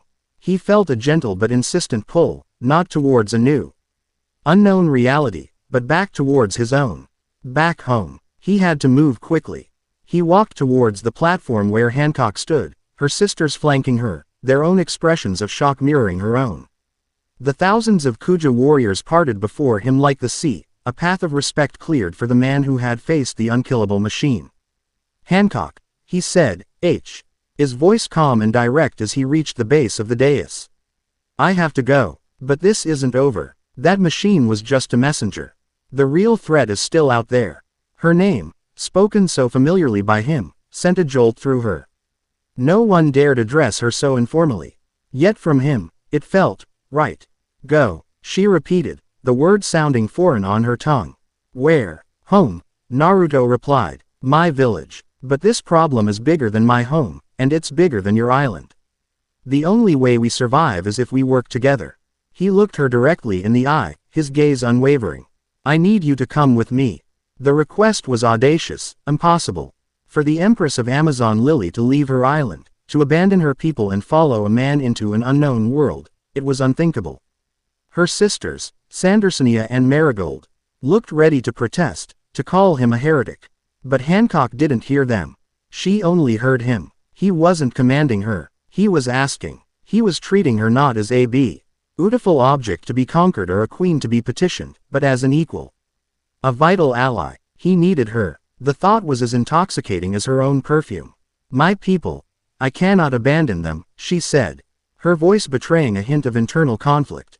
"You won't be," Naruto countered swiftly. "You'll be fighting to protect them on a different battlefield. Leaving a guard behind is smart, but taking the queen to the front lines to command the real war. That's how you win." He extended his hand, just as he had to Rias. "Trust me." For the second time in her life, Boa Hancock was faced with a hoist that defied all logic and tradition. She looked at his outstretched hand, then at the smoking crater that was a testament to his power, then at the faces of her people, who were looking at him with the same awe she felt. He was their shield. Wherever he went, it seemed, safety followed. She placed her delicate, slender hand in his. His grasp was warm and firm. "I will come," she declared, her voice ringing with newfound conviction. At her touch, the Nexus core surged. Naruto focused his will, picturing his office, the scent of old paper, the view of the Hokage monument. He pulled on the threads of reality, using the core as a key and his own chakra as the force to turn it. The air in front of him shimmered, tore, and folded back on itself, opening into a swirling vortex of familiar colors, the greens and blues of his own world. A stable portal. He gave Hancock's hand a reassuring squeeze and stepped through. They emerged into the sun-drenched, paper-strewn chaos of the Hokage's office. For a moment, there was only the jarring shift in atmosphere, from the salt-tinged air of the sea to the dry, familiar scent of Konoha. Then, a second portal, a swirling crimson circle of demonic magic, erupted into existence beside Naruto's. Rias Grimori stepped out, flanked by a watchful Akeno. The Nexus core had clearly summoned her as well, pulling its anchors together. She took in the scene, Naruto, the strange office, and the impossibly tall, raven-haired woman whose hand he was holding. The two women locked eyes. One was a princess of the underworld, a noble whose power was in her lineage and her command. Her crimson hair was a banner of her authority, her turquoise eyes sharp with intelligence and aristocratic grace. The other was an empress of the seas, a warrior whose power was in her absolute, indomitable will. Her black hair was a crown of midnight, her piercing blue eyes holding the arrogance of a woman who had never been denied anything. The air in the office crackled with an immediate, unspoken rivalry. "Naruto-kun," Rias said, her voice a model of calm control, though her eyes were fixed on Hancock's hand in Naruto's. "It seems your trip was successful." Before Naruto could answer, Hancock drew herself up to her full, intimidating height, looking down her nose at Rias. "Who is this woman, Naruto? And why does she interrupt our triumphant return?" "Her name is Rias Grimori," Naruto started, trying to play peacemaker. "She's an ally." "Rias, this is Boa Hancock, I am the pirate empress," Hancock cut in, her voice dripping with regal condescension. "And you will address me as such." Akeno giggled, a dangerous glint in her eyes. "Oh my, such a commanding presence. It seems you've found another playmate, Naruto-kun. This is getting troublesome," a lazy voice drawled from the corner. Shikamaru Nara stood from a pile of paperwork he had been sorting, a half-finished cigarette dangling from his lips. His eyes were wide, darting between the devil, the pirate queen, the two portals, and his best friend. He looked at Naruto with an expression that screamed, "You have 5 seconds to explain this before my brain melts." Before Naruto could even begin to formulate a sentence that might make sense, the world seemed to warp. A black, spiraling distortion appeared in the center of the room, and from it stepped a figure in a dark cloak. Sasuke Yu. Chia's presence was a drop in temperature, a sudden pressure that made the air feel heavy. His single dark eye was narrowed, and his other, the purple, Tomo-ringed Rinnegan, was already active, anal. Wizing every foreign energy signature in the room. His hand rested on the hilt of his Kusanagi blade. "Naruto," Sasuke said, his voice a low, dangerous rumble. His gaze was fixed on Rias and Hancock. What are they? He was the shadow that balanced Naruto's light, the skeptic to his friend's boundless trust. He felt the demonic energy rolling off Rias, a power that reminded him of the Otsutsuki's alien chakra. He felt the overwhelming haki from Hancock, a raw, dominating will that felt like a constant, low-grade genjutsu pressing on everyone in the room. "They're friends, Sasuke. Allies," Naruto said firmly, stepping between his friend and the two women. The tension in the room was now thick enough to cut with a kunai. "One is a demon," Sasuke stated, his Rinnegan glowing brighter. "Her energy is corrupt, unnatural. The other, I don't know what she is, but her arrogance is a threat in itself. You brought them to the heart of the village. Explain." This was the first true test. Convincing the Devil Council had been politics. Winning over the Kuja had been a trial by combat. But this was different. This was convincing his other half, the man who knew him better than anyone, that he hadn't completely lost his mind. "Their worlds are in danger. So is ours," Naruto said, his voice dropping, taking on the serious tone of the Hokage. "The wrongness we've been feeling, the thinning of Hakra, it's not our world's problem alone. It's a sickness that's spreading across dimensions. I was chosen to fight it, and to do that, I need their help. I need their strength." He looked from Rias's proud, watchful face to Hancock's imperious, demanding one. "They are the keys to that strength. They are anchors. Without them, we all face extinction." Sasuke's gaze didn't soften. He sheathed his sword, but his posture remained coiled. Ready to strike. "Anchors to what? What kind of power have you been meddling with, Naruto? You of all people should know that some doors are best left unopened." "I didn't have a choice," Naruto replied, his voice firm. "None of us do. This is the only path forward." There was a long, tense silence as the two pillars of Konoha stared each other down. Finally, Sasuke gave a short, sharp nod. "Fine, but they are your responsibility. If they step 1 foot out of line, I will eliminate them." The threat was not made with anger, but with the cold, absolute certainty of a surgeon stating he would remove a tumor. With that, he turned and vanished back into his portal, leaving a heavy silence in his wake. Shikamaru took a long drag from his cigarette. "Well," he sighed, exhaling a cloud of smoke. "This is going to be a logistical nightmare." The 24 hours were a whirlwind of controlled chaos. Kakashi was briefed, his single visible eye widening. More and more as Naruto explained the concept of other dimensions, oblivion, and his role as the anchor. True to his nature, the 6th Hokage took it all in with a startling calm, his mind immediately shifting to strategic implications. The bigger challenge was managing his two new guests. He placed them in secure, comfortable apartments within the Hokage complex, but keeping them separate was impossible. They seemed to be drawn to him, and by extension, to each other. The culture shock was immediate and intense. Hancock, accustomed to being the sole object of worship, was utterly baffled. She tried her backward-bending pose in the middle of a busy Konoha street. A few shinobi gave her a strange look, a shopkeeper asked if she needed a medic for her back, and a group of academy children pointed and laughed. The sheer normality of it all, the lack of fawning adoration, was a greater insult to her than any weapon. Rias, on the other hand, was fascinated. She observed the shinobi with a keen, analytical eye. She saw the casual way they used chakra for everyday tasks, the disciplined way they moved, the bonds between teammates. She recognized the structure of a military society. Oh, different from the feudal nobility of the underworld. They are all warriors, she commented to Naruto as they watched a team of Jonin leap across the rooftops.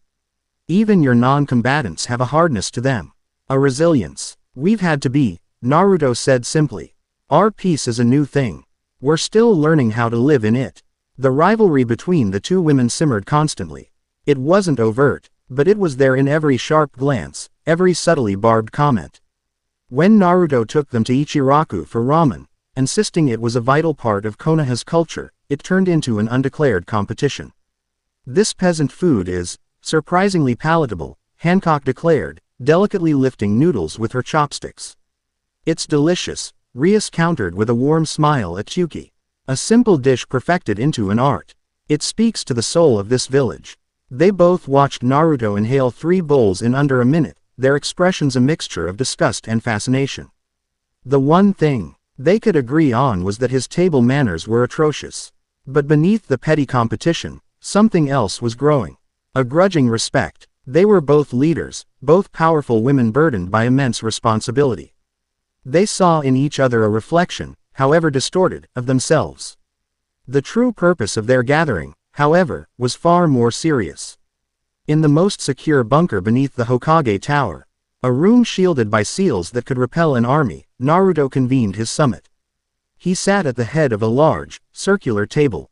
On one side sat Sasuke, Kakashi, and Shikamaru. In the center of the table, 4 glowing pillars of light resolved into the translucent, conscious projections of the other 4 Kage. Gaara of the sand, his expression as stoic as ever. Darui of the cloud, low. Oking characteristically lethargic but with sharp, intelligent eyes. Chojuro of the mist, looking nervous as always. And Kuritsuchi of the stone, her arms crossed, her expression openly skeptical. On Naruto's other side sat Boa Hancock, radiating an aura of impatience, and beside her, a crimson grimoire circle glowed on the floor, from which Searsx Lucifer's calm, handsome face observed the proceedings. Rias stood behind him, a silent supporter. Thank you all for coming, Naruto began, getting straight to the point. He laid out the entire situation. The Nexus, Oblivion, the heralds, the corrupted pacifista. And his role as the anchor. He left nothing out. The reaction was what he expected. Disbelief. Skepticism. Another dimension-hopping enemy. Kuritsuchi scoffed. We just finished with the Otsutsuki. Forgive me if I'm not eager to start a war with a ghost story, Naruto. This is no ghost story, Tsuchikage, Searsx's smooth voice cut in. All eyes turned to him. My world has already faced one of these creatures. It was immune to all of our conventional attacks. It was only through a combined effort with Naruto-kun that we were able to destroy it. The threat is very real. A Devil King would say that. Darui noted, his lazy drawl belying a sharp mind. This feels like a big, complicated drag. You're asking us to trust beings we've only ever known as myths or enemies. Gaara, who had been silent, finally spoke. Naruto, I have known you my entire life. I have never known you to be dishonest or needlessly alarmist. If you say the threat is real, I believe you. He looked around the table. The hidden sand will stand with Konoha.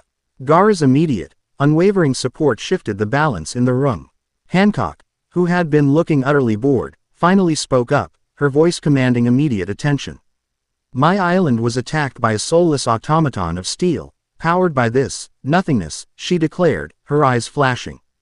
It destroyed a part of my city and LD have slaughtered my people if Naruto had not intervened. I care nothing for your villages or your politics. But I will see this enemy scoured from every reality. The Kuja will fight. The declarations from 2 other worlds, one from a trusted ally and one from a powerful unknown, gave the other Kage pause. This was clearly more than just one of Naruto's wild ideas. Slowly, reluctantly, a consensus was reached. They would form a covert, interdimensional alliance. They would share intelligence, resources, and, if necessary, soldiers. It was a fragile, unprecedented agreement, built on a foundation of fear and a sliver of trust in the man at the head of the table. As they finalized the first steps, none of them were aware that their enemy was already making its move. In a dark, forgotten corner of the DXD underworld, a place of jagged rocks and weeping shadows, the first cantor of the silent choir stood before a gathering. He was cloaked in his featureless gray robes, an embodiment of his philosophy. Before him stood Kokobile, a leader of the Grigori, the fallen angels. He was a war hawk, a zealot who chafed under the current peace treaty with the devils and angels, believing it a sign of weakness. You offer us a chance to strike at the heart of our enemies. Kokobile sneered, his 10 black wings rustling behind him. Why should I trust a being like you? You reek of the void. Because our goals align, the first cantor stated, its voice a synthesized, emotionless tone. It projected a series of images into the air, visions of Naruto fighting Riser, of him training with Rias, of Searsex endorsing him.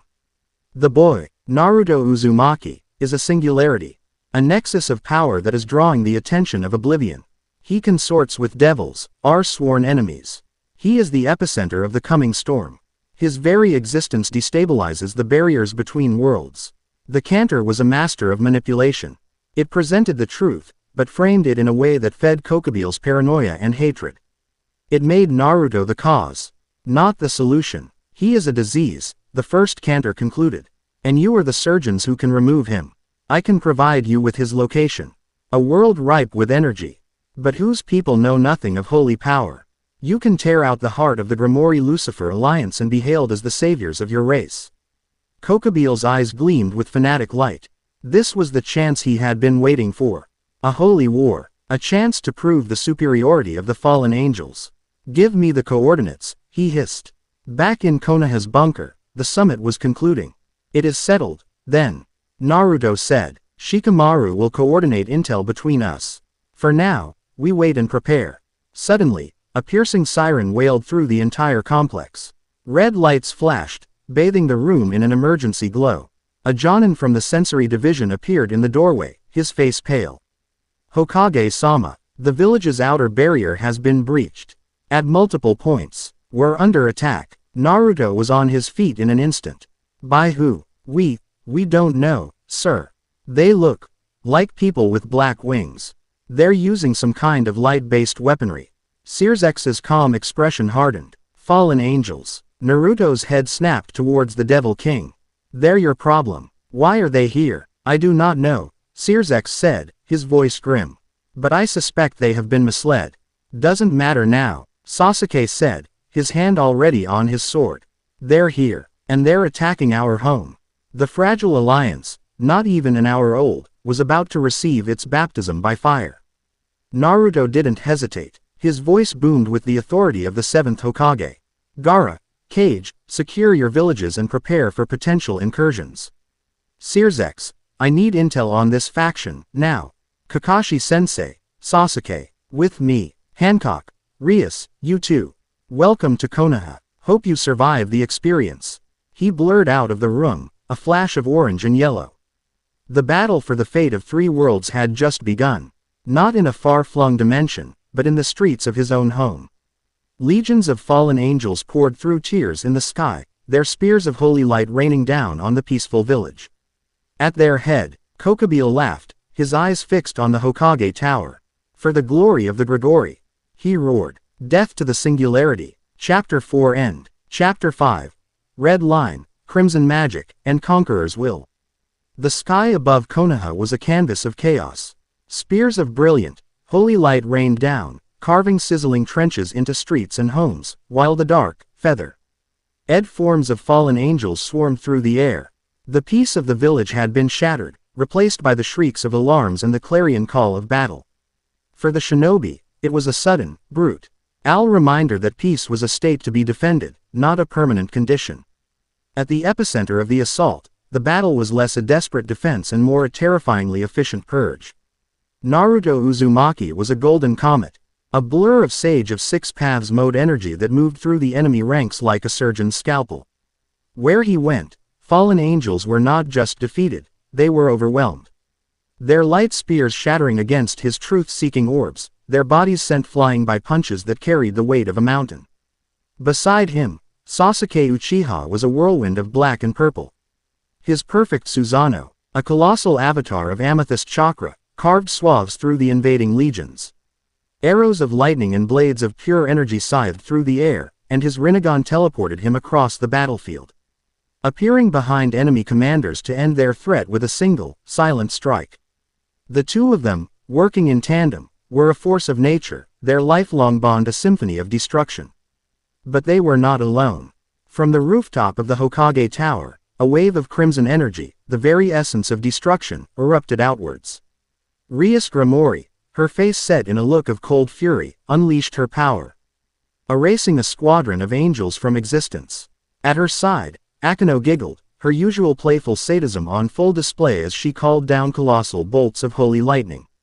A shocking and ironic weapon to use against the Grigori, incinerating them with their own sacred element. In the main thoroughfare, Boa Hancock was a vision of deadly beauty. She moved with a dancer's grace, her kicks, infused with armament hockey, shattering light construct weapons and the bones of those who wielded them. With a single, contemptuous wave of her hand, she unleashed a torrent of hearts. "Slave arrow," she cried, and dozens of fallen angels, caught in the attack's path, had only a moment to register her impossible beauty before their bodies turned to cold, gray stone, frozen mid-flight before plummeting to the ground to shatter on impact. The newly formed, chaotic alliance was a meat grinder. The fallen angels, who had expected to fight provincial warriors wielding a primitive form of energy, had instead charged headfirst into a gathering of gods and monsters from three separate realities. Their morale shattered, their lines broke. Kokobile, watching the absolute decimation of his forces from above, was in a state of disbelief that rapidly curdled into pure rage. The Cantor's information had been a lie. This wasn't excising a tumor, this was throwing oneself into a supernova. He roared, his 10 black wings beating furiously as he descended to face Naruto directly. Singularity, you have doomed us all with your very existence. I will purge you myself. He gathered a massive spear of light, its power dwarfing the others, and hurled it at Naruto. Before it could travel 10 feet, it was intercepted by a wall of amethyst ribs, Sasuke's Susanoo. Your opponent, Sasuke's voice rumbled from the Avatar's chest, is not just the Hokage.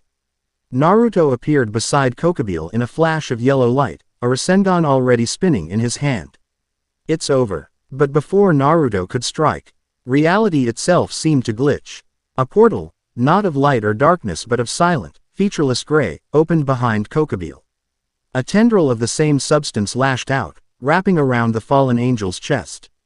Kokobile screamed, not in pain, but in terror, as he was unceremoniously yanked backward into the portal. It snapped shut with a sound like tearing fabric, leaving behind only a small, metallic data storage device that clattered onto the rooftop. The silent choir had cut its losses and retrieved its pawn. The battle was over. The remaining fallen angels, their leader vanished and their forces in ruins, broke and fled through their rapidly destabilizing portals. Silence, punctuated by the crackle of fires and the groans of the wounded, fell over the village.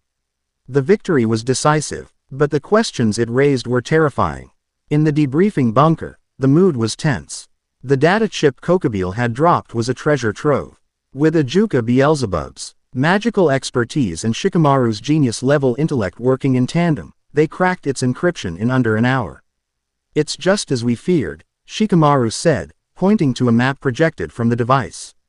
It showed their own world, the DXD dimension, and the endless blue of the One Piece world. This silent choir is playing a long game.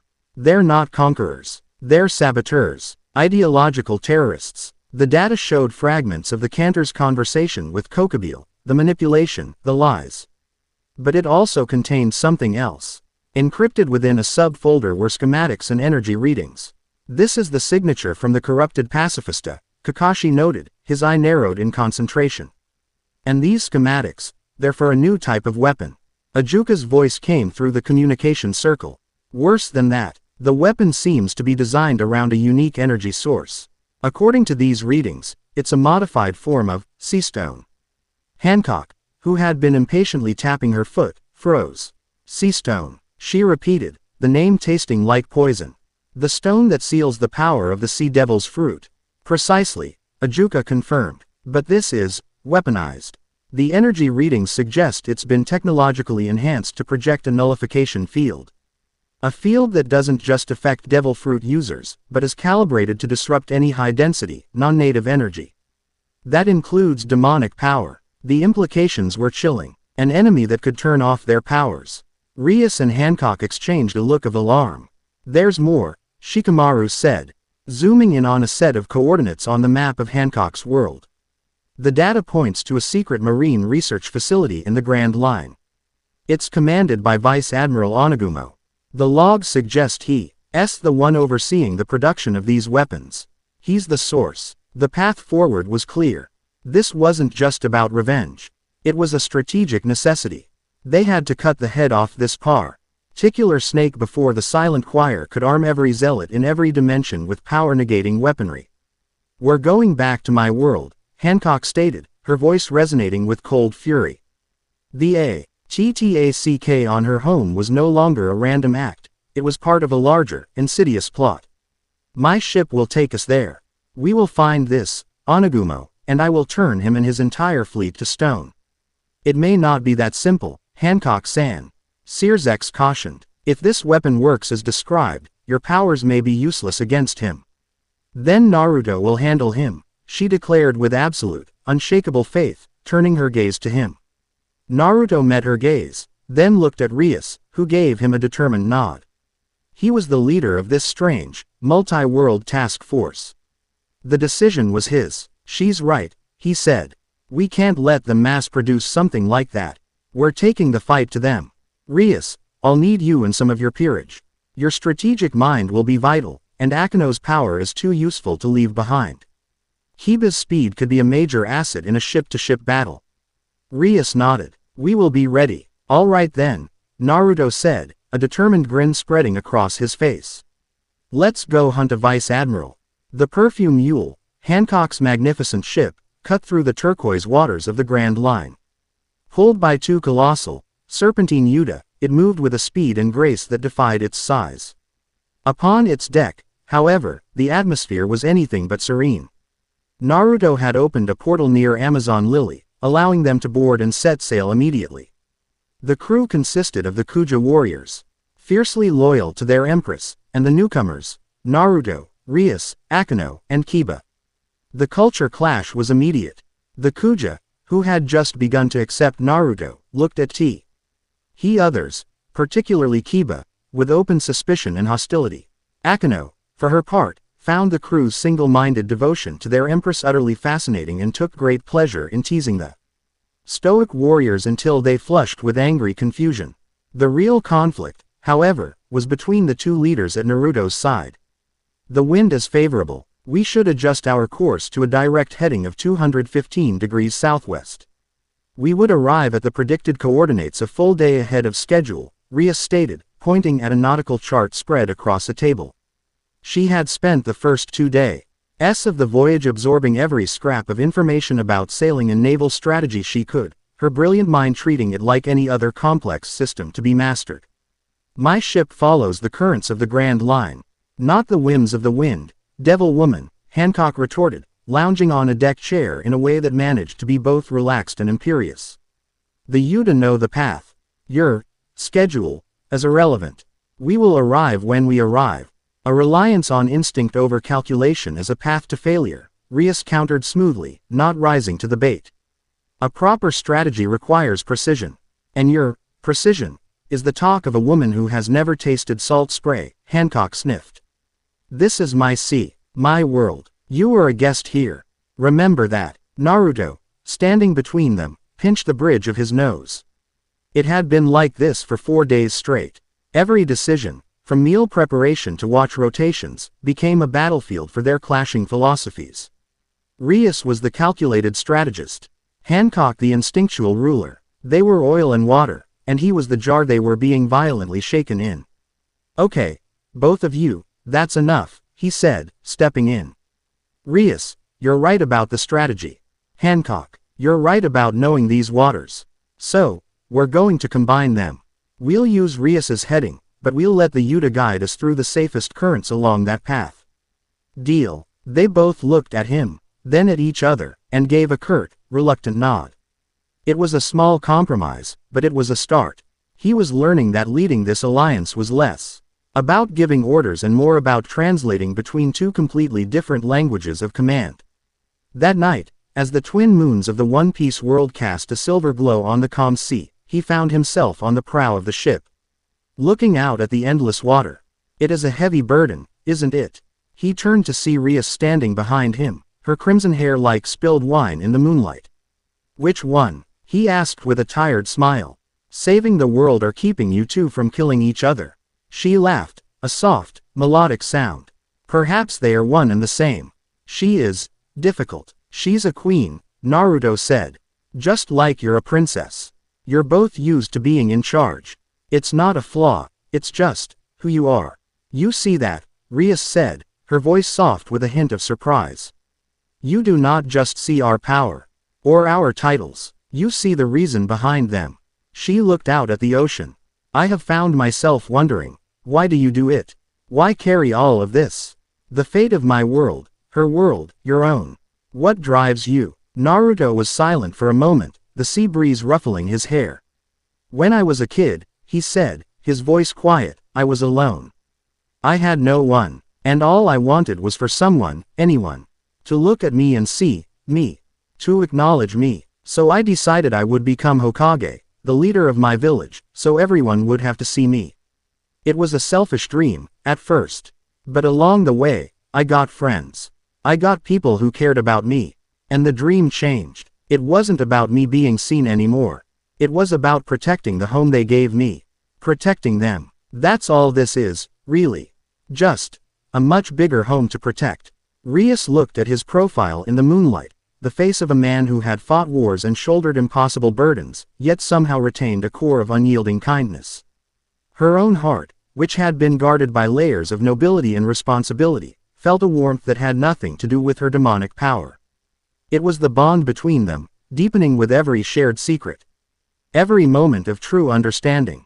Their conversation was interrupted by Kiba's voice from the crow's nest. Ships on the horizon, a dozen of them. They're flying the marine flag.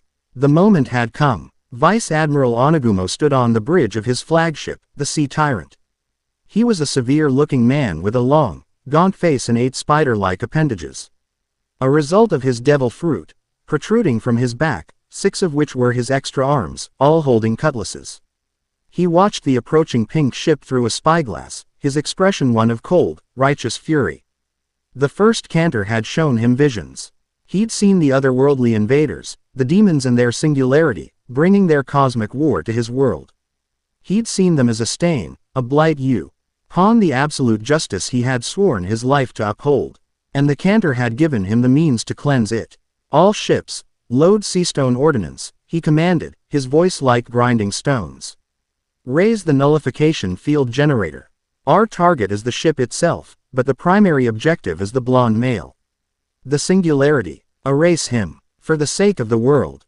On the deck of the perfume mule, the atmosphere was electric.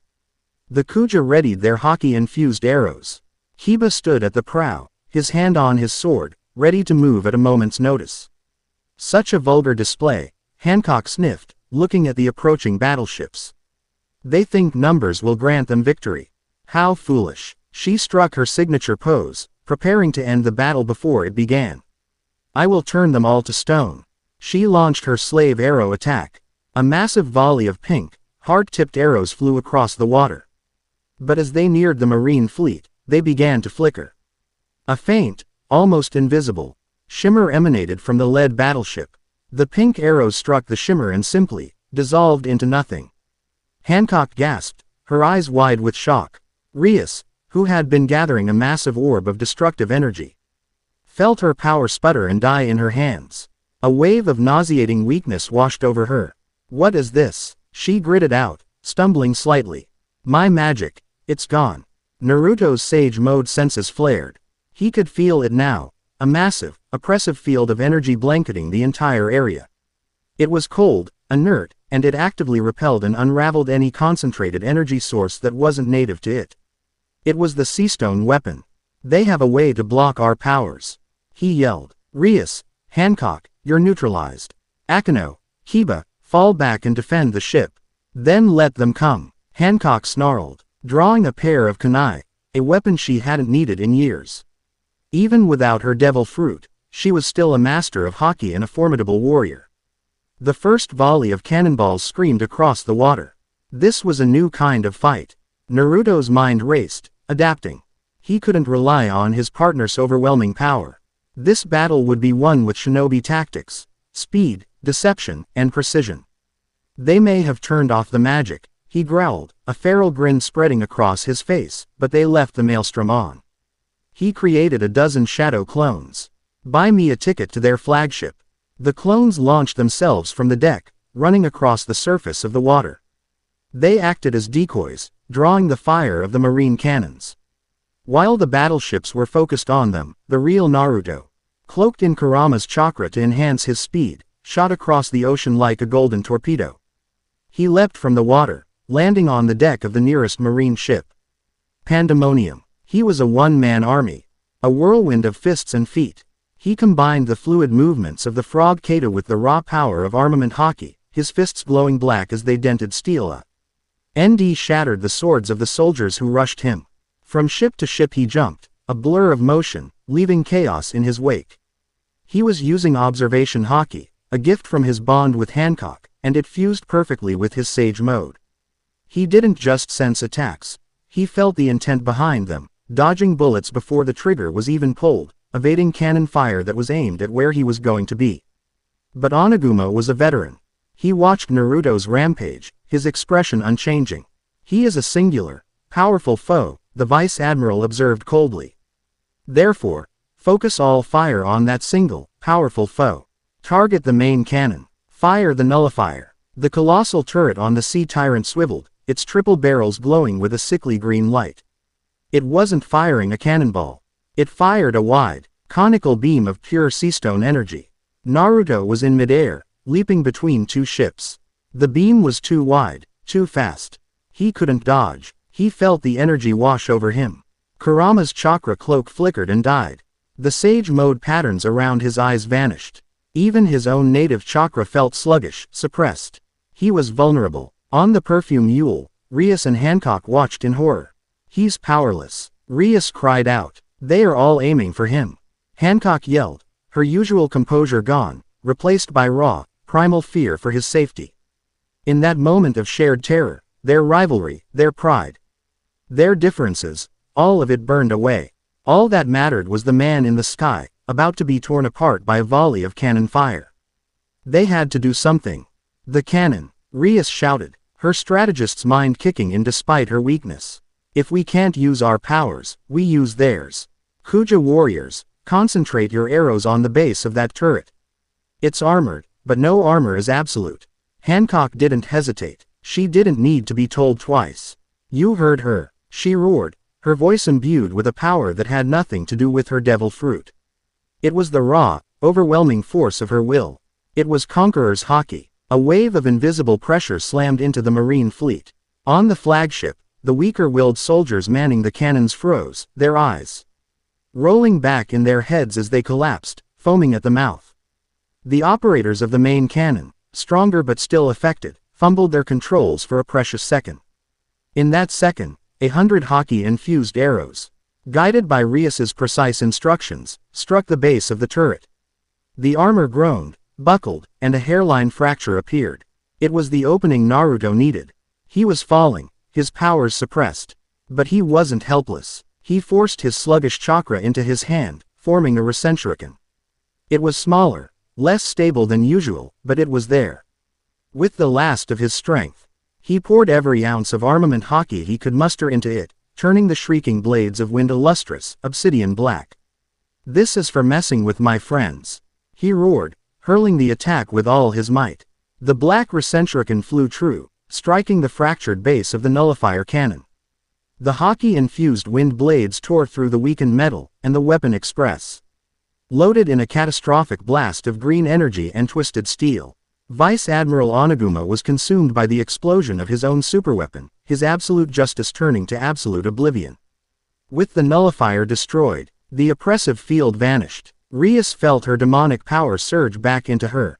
Hancock felt the familiar thrum of the Mero no Mi return.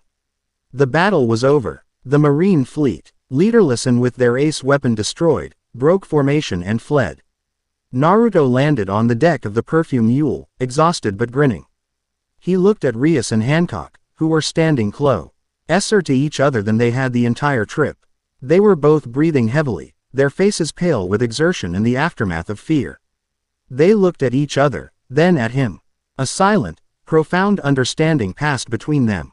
They had been stripped of their power and forced to rely on their wits, their courage, and each other. And they had won. A Kuja warrior brought them a salvaged piece of the flagship's command console. As Akino and Rias examined it, their expressions grew grim. "This is bad," Rias said. According to this, Anugumo was just one of several high-ranking officials this world's governments that the Silent Choir has contacted. They're not just building an arsenal, Naruto realized, his grin fading. They're building an army, turning our own worlds against us. The victory suddenly felt small. A single battle in a war that was growing larger and more insidious by the day. The three of them stood on the deck, the setting sun painting the sea red, looking out towards a horizon that promised only more conflict. They had won together, but the true fight was just beginning. Chapter 5 End. Chapter 6. The Echo of a Dying World. The victory over Vice Admiral Anugumo's fleet should have been a cause for celebration.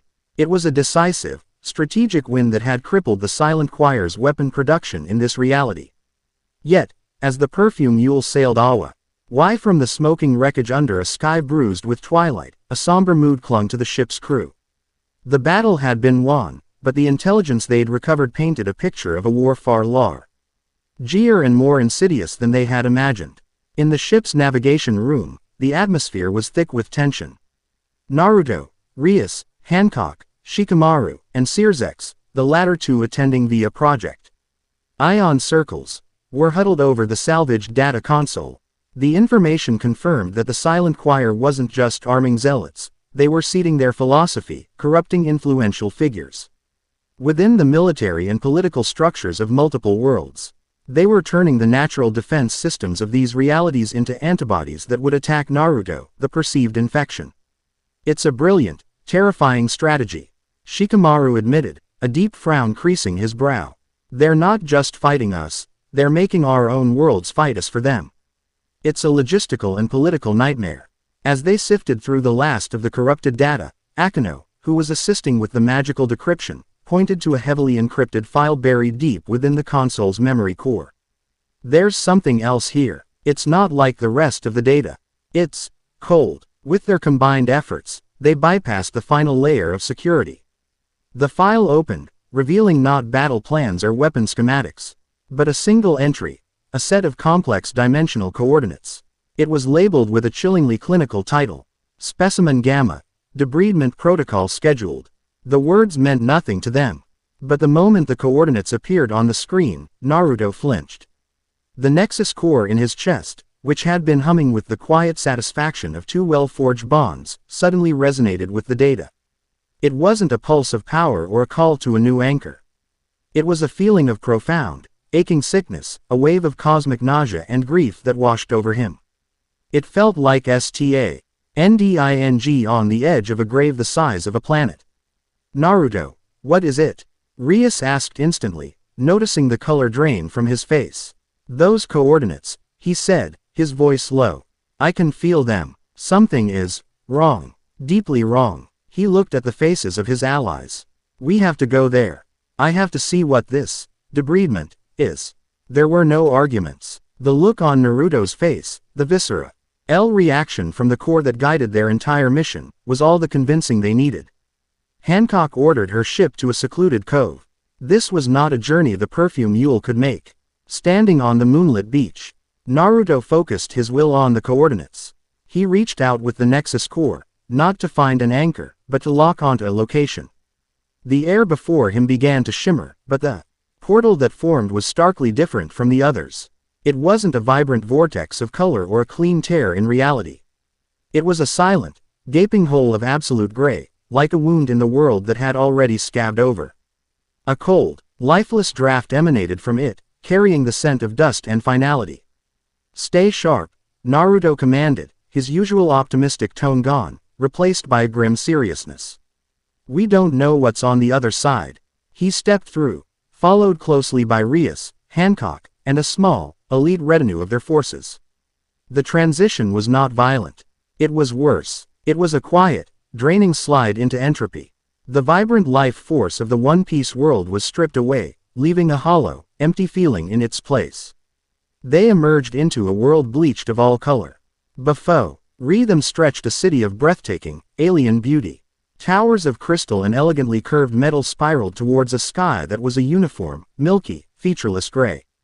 Intricate bridges arched over canals that were now just empty, dusty ditches, but it was all faded, desaturated, as if they were standing inside a photograph that had been left in the sun for 1,000 years. There was no sun, no wind, no sound. The silence was the most oppressive thing. It was a physical presence, a heavy blanket that smothered every noise. The crunch of their boots on the fine gray dust that covered everything was alarmingly loud. An intrusion on a stillness that felt eternal. By the Satans, Rias whispered, her voice barely a breath. The sheer, overwhelming wrongness of the place was a violation of every law of life and magic she understood. This world, Hancock said, her usual arrogance replaced by a horrified awe. It feels dead. Not dead, Naruto corrected her, his sage-like senses reaching out. Empty. They ventured deeper into the silent city. The scale of it was immense, built for a population of millions. And the people were still there. They saw a woman in what might have once been a brightly colored dress. Sitting on a park bench, her hands in her lap, staring at a playground where a swing moved gently back and forth on its own. They saw a vendor standing behind a stall, his hands arranging piles of gray, featureless fruit. They saw children gathered in a circle, their mouths open in silent laughter, playing a game whose rules were lost to time. But they weren't people, not anymore. They were translucent, like afterimages burned into the air.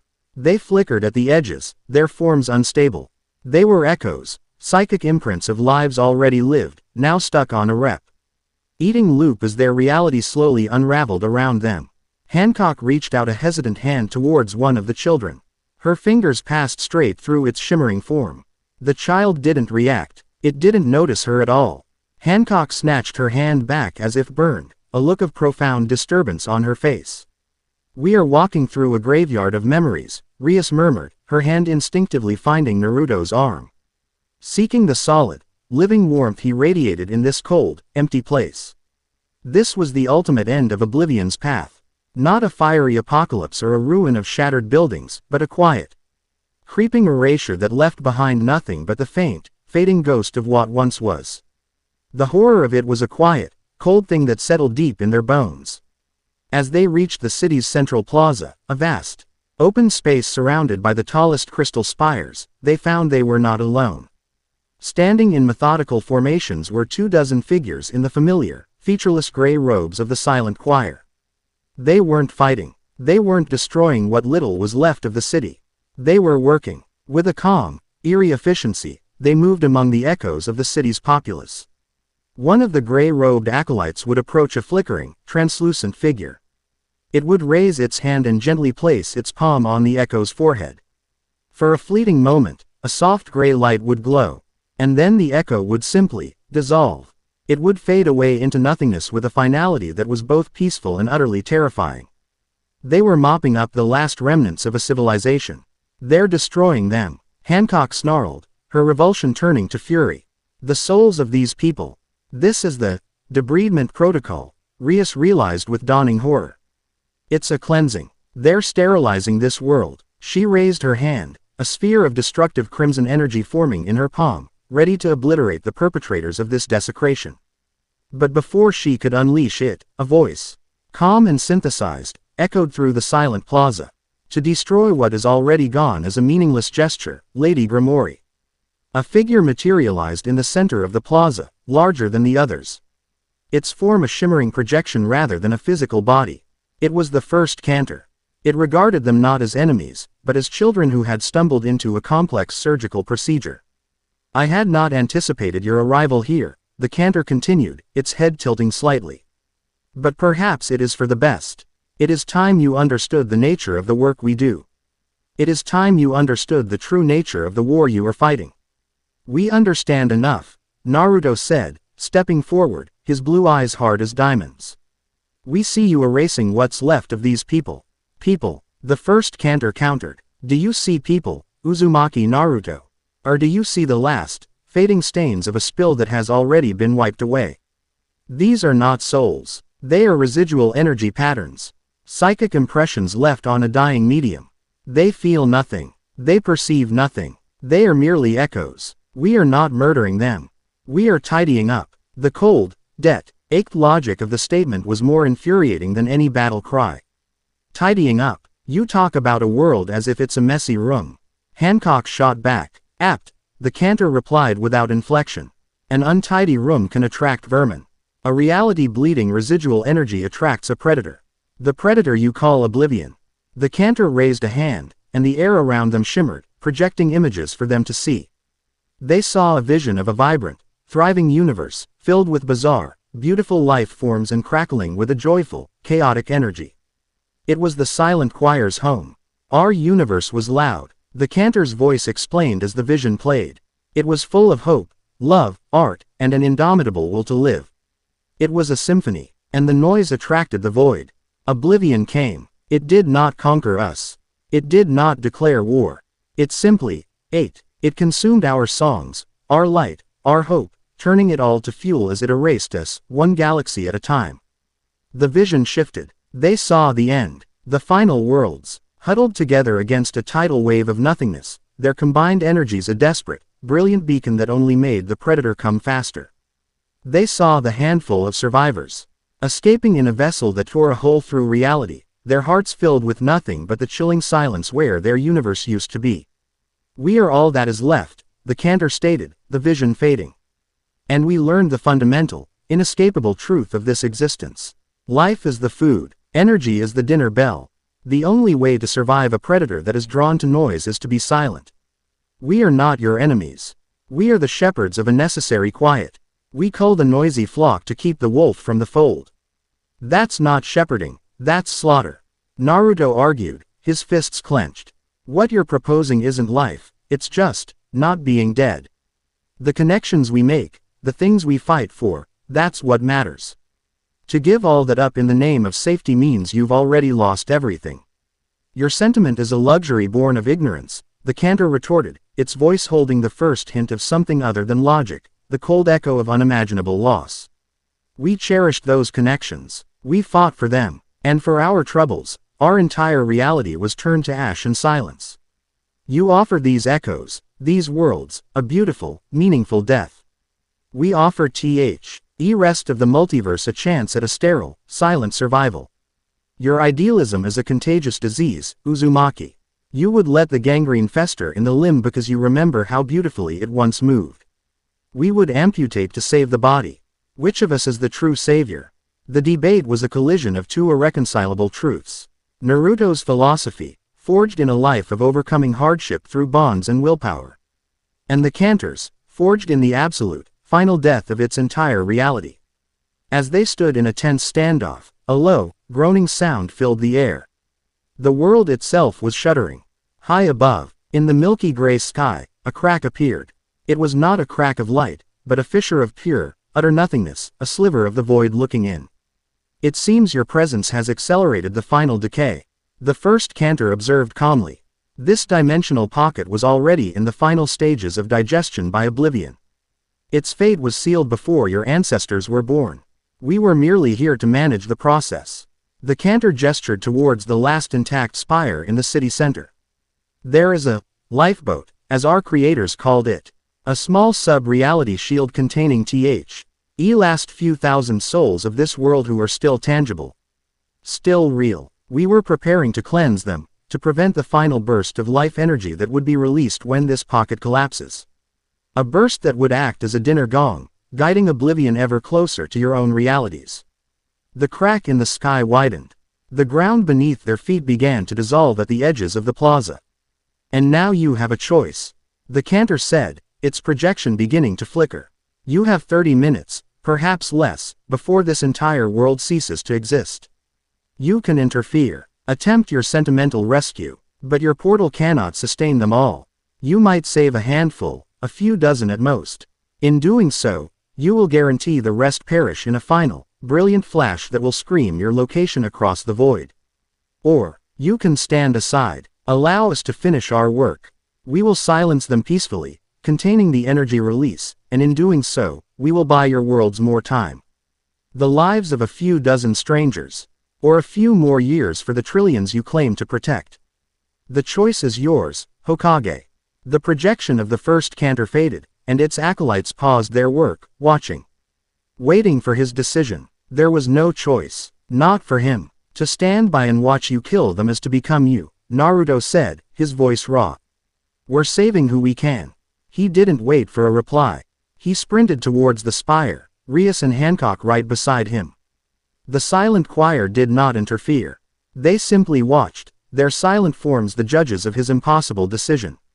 They found the lifeboat, a sealed chamber deep within the spire, humming with the last dregs of this world's power.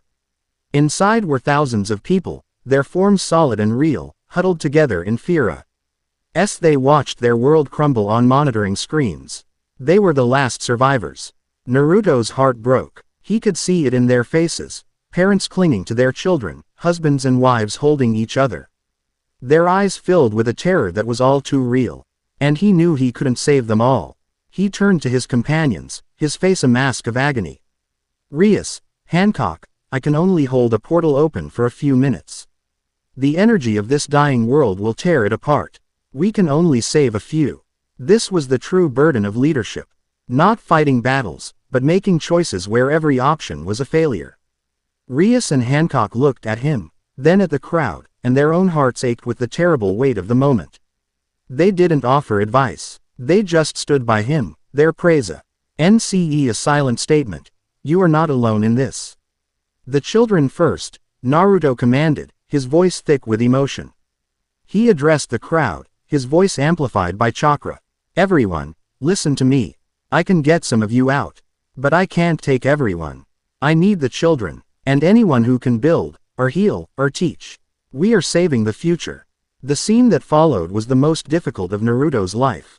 It was a chaotic, heartbreaking triage, parents sobbing as they pushed their children towards him. A husband kissing his wife a final, tearful goodbye as he sent her through. Every person he chose was a victory. Every person he left behind was a wound on his soul. With Rias and Hancock organizing the evacuees, Naruto plunged his hands into the air and tore open a portal back to the perfume mule. The effort was immense. The portal's edges sizzled and frayed, the chaotic energy of the collapsing dimension tearing at his arms, shredding his skin. He roared, pouring more and more of his own life force into it. Holding it open through sheer, stubborn will. Go, now, he yelled. The survivors, a mere 50 souls out of thousands, streamed through. The last one, a small, crying girl, stumbled. Naruto reached through the unstable vortex, grabbed her, and hurled her to safety on the other side just as a wave of nothingness erased the ground where she had stood. The entire spire groaned, beginning to crumble. Naruto, come on, Rias screamed from the portal's edge. With a final, agonized look at the faces of the thousands he was leaving behind to die, Naruto let go. The portal snapped shut with a sound like a thunderclap. He was back on the deck of the perfume mule, surrounded by the quiet sobs of the few he had managed to save. He fell to his knees, his arms bloody and burned, his breath coming in ragged gasps. He had saved 50, and in doing so, he had condemned thousands and possibly endangered billions more. The cantor's chilling logic echoed in his mind. He felt a hand on each shoulder. Rias and Hancock knelt beside him. They didn't speak. There were no words for this. The victory he had to achieve was not one of power, but of principle, and the cost was a weed. That would settle in his soul forever. In the shared, somber silence, surrounded by the echoes of a dead world, their bonds were forged anew, no longer in the fires of battle, but in the ashes of an impossible choice. Chapter 6 End. Chapter 7. The Cantor's Gambit. The days that followed their escape from the dying world were heavy with a silence almost as profound as the one they had left behind. The perfume mule glided through the placid waters of the Grand Line, a floating sanctuary carrying the last 50 souls of a reality that no longer existed. The survivors, a collection of architects, scientists, artists, and children, were a living testament to Naruto's impossible choice, and their quiet, haunted grief was a constant, tangible presence on the ship. Naruto was their pillar. He spent his days with them, offering what comfort he could. He helped organize their new, truncated society, listened to their stories of the world they had lost, and played with the children, his bright, infectious grin, a small sun in their twilight world. He was the Hokage, the leader, the unwavering symbol of hope they desperately needed. But when he was alone, Rias and Hancock saw the truth. Why saw him standing at the ship's prow late at night, the sea breeze doing nothing to cool the feverish look in his eyes. They saw the way his hands would clench into fists for no reason, the way he would sometimes stare at his own palms as if he could still feel the weight of the thousands he had left behind. The cantor's words, its cold, pragmatic logic, had been a poison. It had not wounded his body, but it had laid siege to his soul. He's blaming himself, Rias said quietly to Hancock as they watched him from the quarterdeck one evening. The rivalry between them had cooled, replaced by a shared, fierce protectiveness. Of course he is, Hancock replied, her voice uncharacteristically soft. He is a man who believes he can carry the world on his shoulders. He has just been shown that some worlds are too heavy. She looked at Rias, a flicker of understanding in her eyes. Your world speaks of kings and crowns. In mine, the greatest rulers possess a quality known as haushoku, the will of a conqueror. But his will is different. It is not the will to conquer, but the will to protect. Such a will is infinitely stronger, but it also breaks more easily under its own weight. They knew. They couldn't heal his wound with words of comfort. The only thing they could do was stand with him, their presence a silent rebuttal to the cantor's philosophy of isolation, a living proof that connection was strength. Their vigil was soon interrupted. It began subtly. The cheerful, azure sky began to fade, the color leaching out as if a gray filter were being slowly drawn over the sun. The gentle, chop of the waves against the hull subsided, the water becoming a flat, motionless sheet of metallic gray. The salty tang of the air vanished, replaced by the same sterile, dust-scented stillness they had experienced in the dying world. On the deck, the survivors cried out in terror, the scene a horrific echo of their final moments at home. What's happening? Kiba yelled, drawing his sword. Naruto was already on his feet, his eyes scanning the horizon that was no longer there. There was only an endless, featureless gray expanse where the sea and sky should have been. It's a trap, he growled. We haven't moved. He brought the trap to us. A figure coalesced on the main deck, its form resolving from the gray mist like a phantom. It was the first cantor, clad in its simple, gray robes. But this was no projection. This was a physical presence, and it radiated an aura of profound nullification. Sound became muted in its vicinity. The vibrant colors of Hancock's robes and Rias's hair seemed to dull. Uzumaki Naruto, the cantor's synthesized voice stated, devoid of inflection but carrying an undercurrent of cold fury. Your actions at Specimen Gamma were an act of emotional recklessness. You chose to save 50 sparks at the cost of fanning the flames of a universal wildfire. Your sentiment is a flaw in the equation of survival, a noise that must be silenced. Personally, this was not a debate. It was a judgment. Welcome, the cantor declared, gesturing to the empty reality around them, to my sanctum of silence. A pocket dimension keyed to my will. Its primary function is to identify and nullify the most vibrant, chaotic forms of energy. The loudest frequencies, you might say. Naruto's eyes narrowed. He dropped into a combat stance, instinctively trying to draw on the potent energy of Sage Mode. Nothing happened. He tried to mold his own chakra, to form a simple Rasengan in his palm. It was like trying to cup water with a sieve. The energy was there, he could feel it deep within him. But the moment he tried to shape it, to bring it into the outside world, the oppressive gray atmosphere of the sanctum simply unraveled it, diffusing it into harmless, inert particles. He was cut off from his power. As I said, the cantor continued, it nullifies the loudest noise. And your chakra, a volatile, emotional blend of spiritual and physical energy, is the loudest of all. Here, Hokage, you are nothing more than a man. Rias and Hancock moved to stand beside Naruto, their own powers flaring to life. Rias's crimson aura of destruction was weak, sputtering like a dying flame. Hancock's marrow energy felt sluggish and inert. Their powers, being alien to this dimension's primary programming, were not entirely gone, but they were severely suppressed, reduced to a fraction of their true strength. The canter disregarded them. Its focus was entirely on Naruto. This will be your final lesson. A demonstration of the superiority of silence over sentiment. It attacked. It didn't fire a blast of energy. It swiped its hand through the air, and a blade of pure vacuum, a silent, invisible scythe, sliced through the air, carving a deep gash in the ship's mast. The canter moved without a sound. A gray ghost gliding across the deck, its movements unnervingly silent and precise. Kiba charged, his speed legendary, but the canter simply sidestepped, and a flick of its wrist sent the Devil Knight tumbling, his own momentum used against him. The Kuja warriors launched a volley of arrows, but the projectiles slowed as they approached the canter, their haki in fused energy unraveling until they clattered harmlessly at its feet. The canter moved through them with a chilling, non-lethal efficiency, disabling everyone with precise strikes that targeted pressure. E-points are with localized waves of nullification that left them stunned and powerless. It was not a battle. It was a methodical clearing of the board, leaving only the key pieces in play. Soon, only Naruto, Rias, and Hancock were left standing on the deck, surrounded by their fallen comrades. "This lesson is for you alone," the canter repeated, its featureless faceplate turned towards Naruto. "Tness the helplessness of your connection. Witness the failure of your will." It lunged, a blade of nothingness aimed at Naruto's heart. Naruto reacted on pure instinct. Years of taijutsu training, countless spars with Lee, Guy, and Sasuke, it was all that was left to him.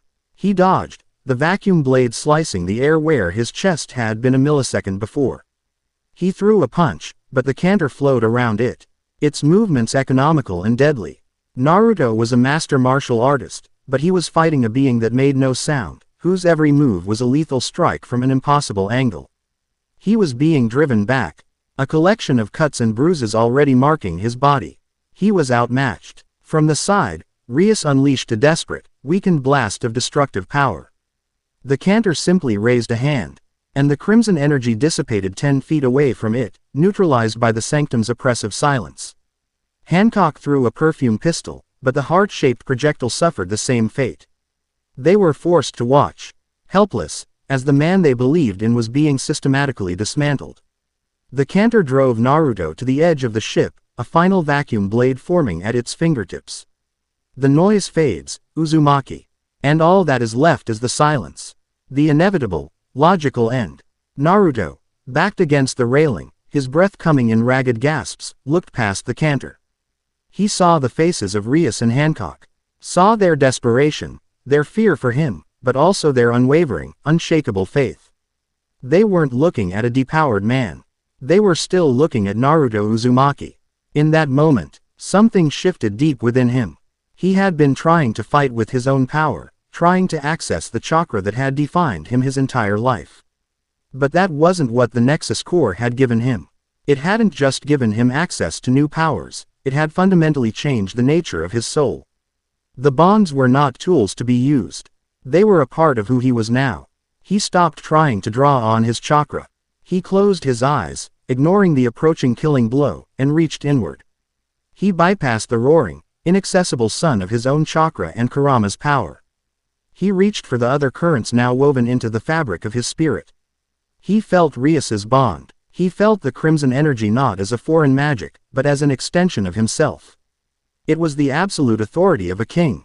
The unshakable responsibility for one's own people, the conceptual power to command and, if necessary, to destroy. He felt Hancock's bond. He felt the potent, wild energy of Haki not as a coating or a sense, but as the very essence of his own will made manifest. It was his stubborn, indomitable desire to live, to protect, to never give up, concentrated into a tangible force. He was not just borrowing their power. He was embodying the concepts of their worlds. Naruto's eyes snapped open. The familiar blue was gone, replaced by an intense, crimson glow that seemed to emanate from within. The air around him, which had been still and dead, began to crackle with raw, untamed demonic energy. He raised his fist, and a shimmering, obsidian layer of armament Haki coated it, so dense it seemed to drink the gray light from the air. The canter's vacuum blade struck. Naruto's Haki-infused fist met it head-on. There was a deafening crack. Not a sound of impact, but the sound of a concept breaking. The blade of nothingness shattered against the fist of pure, unyielding will. The first canter recoiled, a flicker of what might have been shock in its posture. Impossible. This dimension negates energy. You tried to silence my energy, Naruto said, his voice deeper now, resonating with a demonic echo. But you can't silence my will. He pushed off the railing, no longer on the defensive. He was the attacker now. He didn't move with the explosive speed of a shinobi, but with the terrifying, flowing grace of a master martial artist whose every blow carried the conceptual weight of a king's decree. He met the canter's silent, invisible attacks with brutally direct, hockey-clad strikes. Where the canter was silence, Naruto was now presence. Where the canter was nullification, Naruto was now assertion. The very nature of the battle had changed. He unleashed a blast of pure, crimson Grimoire power, not from his hands, but from his entire being. It was less a calculated attack and more a raw, emotional outburst, and it was enough to make the canter stagger back, its gray robes smoking. You think silence is the answer? Naruto roared, his voice now the only sound in the oppressive stillness. A defiant shout against the encroaching void. You think the only way to live is to hide. You survived the death of your world, but you didn't learn a thing. The will to live, the decision to stand and fight for the people you love, that's the loudest sound in the universe. It's the only thing a predator like Oblivion is truly afraid of. The canter, pushed onto the back foot, finally reacted. Your noise will be your undoing. It shrieked, its synthesized voice cracking with something akin to rage. It threw its arms wide, and the oppressive silence of the sanctum intensified 100-fold. The gray world seemed to press in, to crush, to smother. But Naruto was no longer fighting the silence with energy. He was fighting it with an idea. He closed his eyes, focusing entirely on the bond with Hancock. On the raw, untamed power of a conqueror's will. He gathered his own spirit, his love for his friends, his promise to the survivors, his grief for the lost, his unhackable belief in the power of connection, and focused it all into a single point. He unleashed his conqueror's haki. It was not a sound. It was not a wave of energy. It was a silent, metaphysical scream of pure, unadulterated existence. I am here. We are here. We will not be silenced.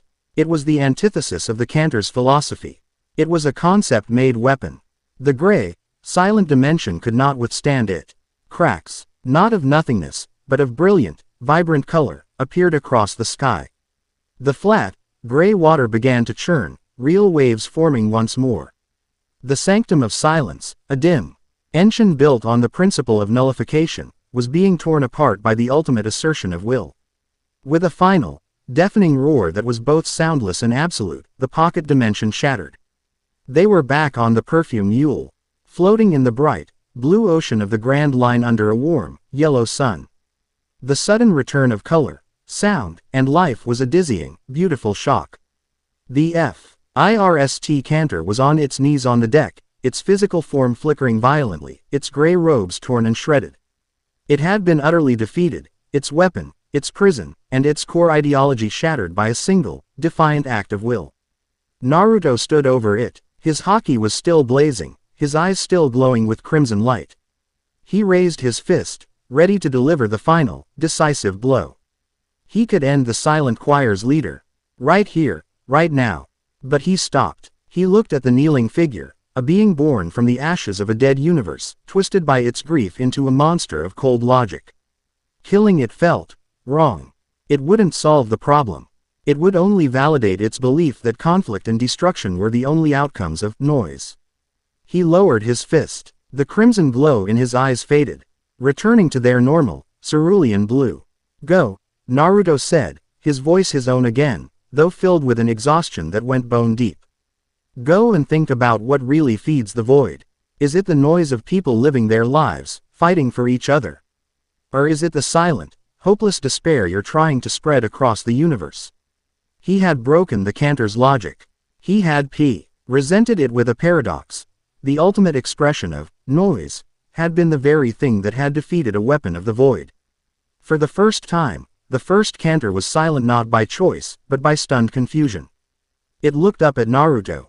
At the embodiment of everything it fought against, and it saw not a chaotic variable that needed to be erased, but a stubborn, unquenchable fire. A will so strong it could impose its own rules on reality. A seed of doubt, alien and terrifying, was planted in the sterile soil of its certainty. With a final, distorted flicker, the first canter vanished, retreating not in tactical anger, but in philosophical disarray. The moment it was gone, the borrowed power receded, and the immense strain of the battle hit Naruto all at once. He collapsed to one knee, his body screaming in protest. Rias and Hancock were at his side in an instant, supporting him, their faces a mixture of profound relief, concern, and absolute awe. He had been stripped of his identity, of the power that had been his for his entire life, and in its place, he had not just found a new weapon, but a new understanding of who he was. He was not Naruto Uzumaki, the Jinchuriki of the Nine Tails. He was Naruto Uzumaki, the anchor of worlds, and his true power was not in the jutsu he wielded, but in the bonds he forged. Chapter 7 End. Chapter 8. The Calm and the Storm. The return to the underworld was a jarring shift in sensation. One moment, they were on the deck of the Perfume Mule, surrounded by the endless, vibrant blue of the Grand Line.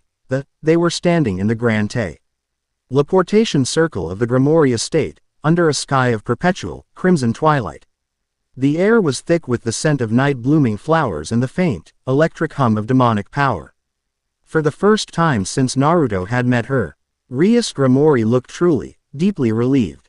She was home. Their first priority was not strategy or debriefing, but the 50 souls they had brought with them. The survivors of Specimen Gamma huddled together, their eyes wide with fear and confusion at the Gothic architecture and the strange, winged beings who served as the Grimoire household staff. They had been pulled from the ashes of their scientifically advanced reality into a world of myth and magic. Any potential fear was instantly dispelled by the arrival of Lord and Lady Grimoire, Rias's parents. They approached the survivors not with suspicion or pity, but with a gentle, disarming grace. Lord Grimoire, with his warm smile, and Venelana Grimoire, with a maternal kindness that transcended species, personally assured each of them that they were guests, that they were safe. They were offered food, comfortable quarters, and the services of the best healers in the underworld to tend to the psychic trauma they had endured. It was an act of profound hospitality, a testament to the Grimoire clan's character. Watching the scene, Naruto felt a knot of tension in his chest loosen. The survivors were safe. They had a future. It didn't erase the memory of the thousands he had left behind, but it was a small, tangible victory against the encroaching silence. With the refugees being cared for, the estate shifted from a sanctuary to a war room. The days that followed were a blur of activity, a much-needed period of regrouping and preparation. It was a time for the warriors to mend their wounds, both physical and spiritual, and for the leaders to forge the bonds of their new, fragile alliance into something that could withstand the coming storm. It was the deep, deceptive calm before the final, world-breaking tempest. During this lull, Naruto found himself in an unfamiliar role, a mentor. It began with Issei Hyodo, the current Red Dragon Emperor, having missed the harrowing journey to the other worlds, had been brought up to speed on the true nature of their war. He looked at Naruto with a volatile cocktail of emotions, awe at his power, jealousy over his closeness with Rias, and a deep, star-struck hero worship. He cornered Naruto one afternoon in one of the estate's numerous training halls. "Uzumaki-san," he began, his voice cracking slightly. I want to get stronger. Strong enough to protect the president. And everyone. You fought that crazy angel guy, and that robot, and that gray ghost. How do I get that strong?" Naruto looked at the boy, earnest, hormonal, and rimming with a desperate desire to prove himself. He saw a mirror of his younger self, albeit a much more perverted one.